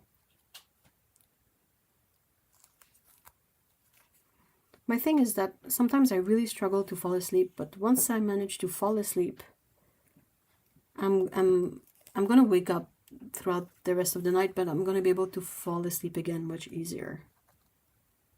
But it's the initial falling asleep that is difficult. Honestly, it sounds like a different doctor might be the way to go. Maybe, but it's difficult to get a GP, like a family doctor. And I changed, like, I had a first doctor, was a dude. It was great. Like, in terms of doctors, it was great. But when I mentioned that to him, he really went through the young teenage boy ADHD questions, and none of them really applied. So he went like, oh, you probably have another problem. But then he retired, and then I had another doctor, and I asked her again, and she was... How did she say that? I think she said something like, we have to take care of the anxiety first before we can look at the ADHD. And at that time I was like, okay. So I had therapy for a bit, but nothing really came from it. And then she went on maternity leave for like over a year, and it still is in maternity leave. So I don't know if I'll be able to see a doctor at all. I don't even know if they have a fill-in for her. I think they said something like, oh, if it's an emergency, you can call the clinic and we'll figure something out. But there was not any, like, they didn't say, like, oh, while she's away, so-and-so is gonna be working with her clients or her patients, more likely, not clients, patients. So I don't know, but then again, I won't know until I call, and I haven't called yet.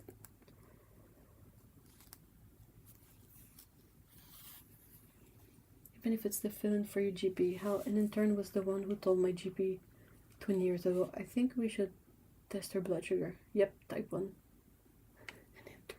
You know what? An intern, all the all the knowledge is more fresh in their brain.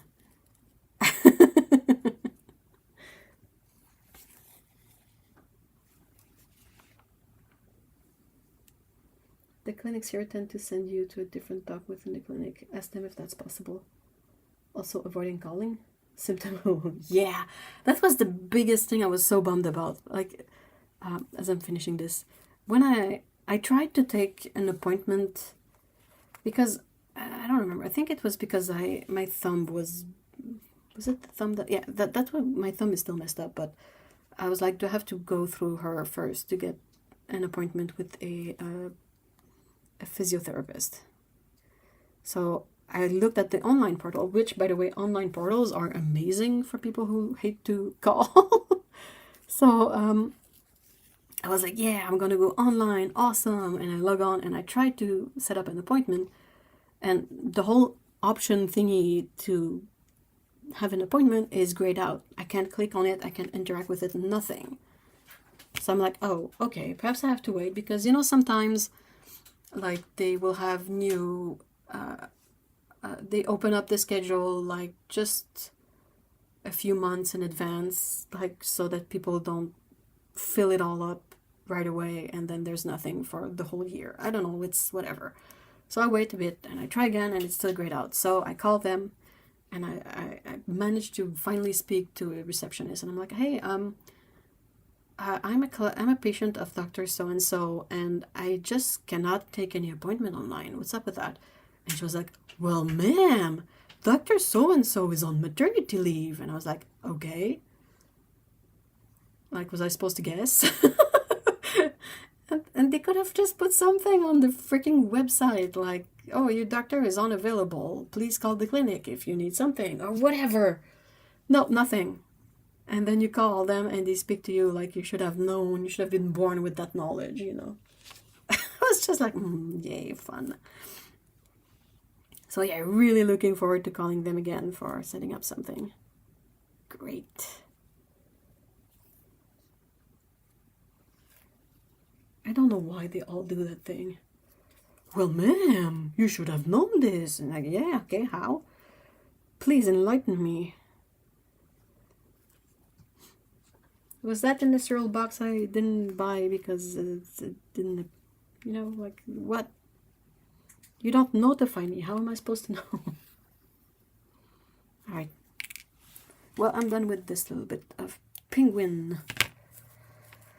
Oh my gosh. So, that's the back of them. As you can obviously see, a lot is still missing, including a hat.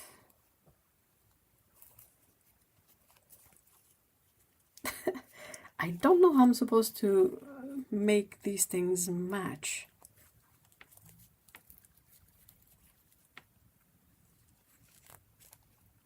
It's gonna be interesting, that's for sure. And then I have more earmuffs and the little hands and the accessories and so much still to do. Like, this is what? This is the 6th part that I'm working on the penguins. I'm still not done with any of it.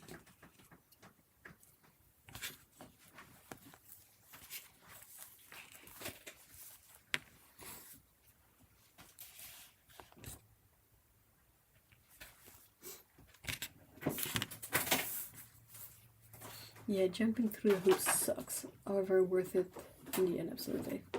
I'll get you a trampoline. I appreciate that. Thank you so much. Thank you for your input on this. That's really helpful. I kind of feel like a lot of the hurdle in dealing with ADHD in older women is just figuring out that that's the issue. Because you literally have to figure it out from scratch. No one will really help you towards figuring it out. Does that even make sense? Anyway, all that to say, yeah, like I said, I might not be able to stream next Saturday, though I might be able to stream on Sunday. And it's gonna be like a little shadow stream, just so I can work on the penguins and hang out with whoever's not busy at that time. But if you usually hang out in other streams on Sunday, please don't change your routine for my stream. That's not cool. Yeah. Sorry, like a siren song. I hear the struggles of my fellow neurospicy folks and must respond because I know exactly how it feels. But that's how like we get more people to be in a better space, right? Does that even make sense? I hope it does. I'm done. Well, thank you so much everyone for being here today. I really appreciate it, and it's always a fun time. And I'm glad that you guys are also fine with me doing stuff like working on penguins and rambling for 2 hours. So, much appreciated. And I have to go find one of those murder kitty needle keepers. It's an artist. Hold on. Stupid zipper thing. So, as you can see, I have 2.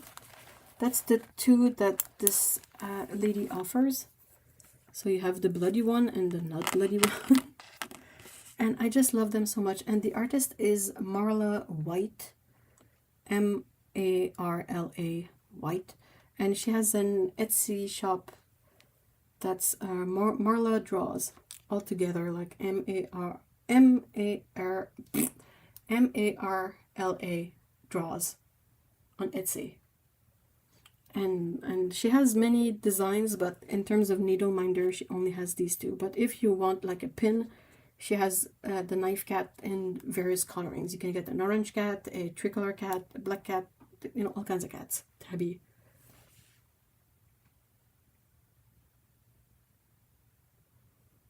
Thanks for the company and the food for thought. Well, thank you guys. Thank you so much. Oh, don't worry about that, Ellen.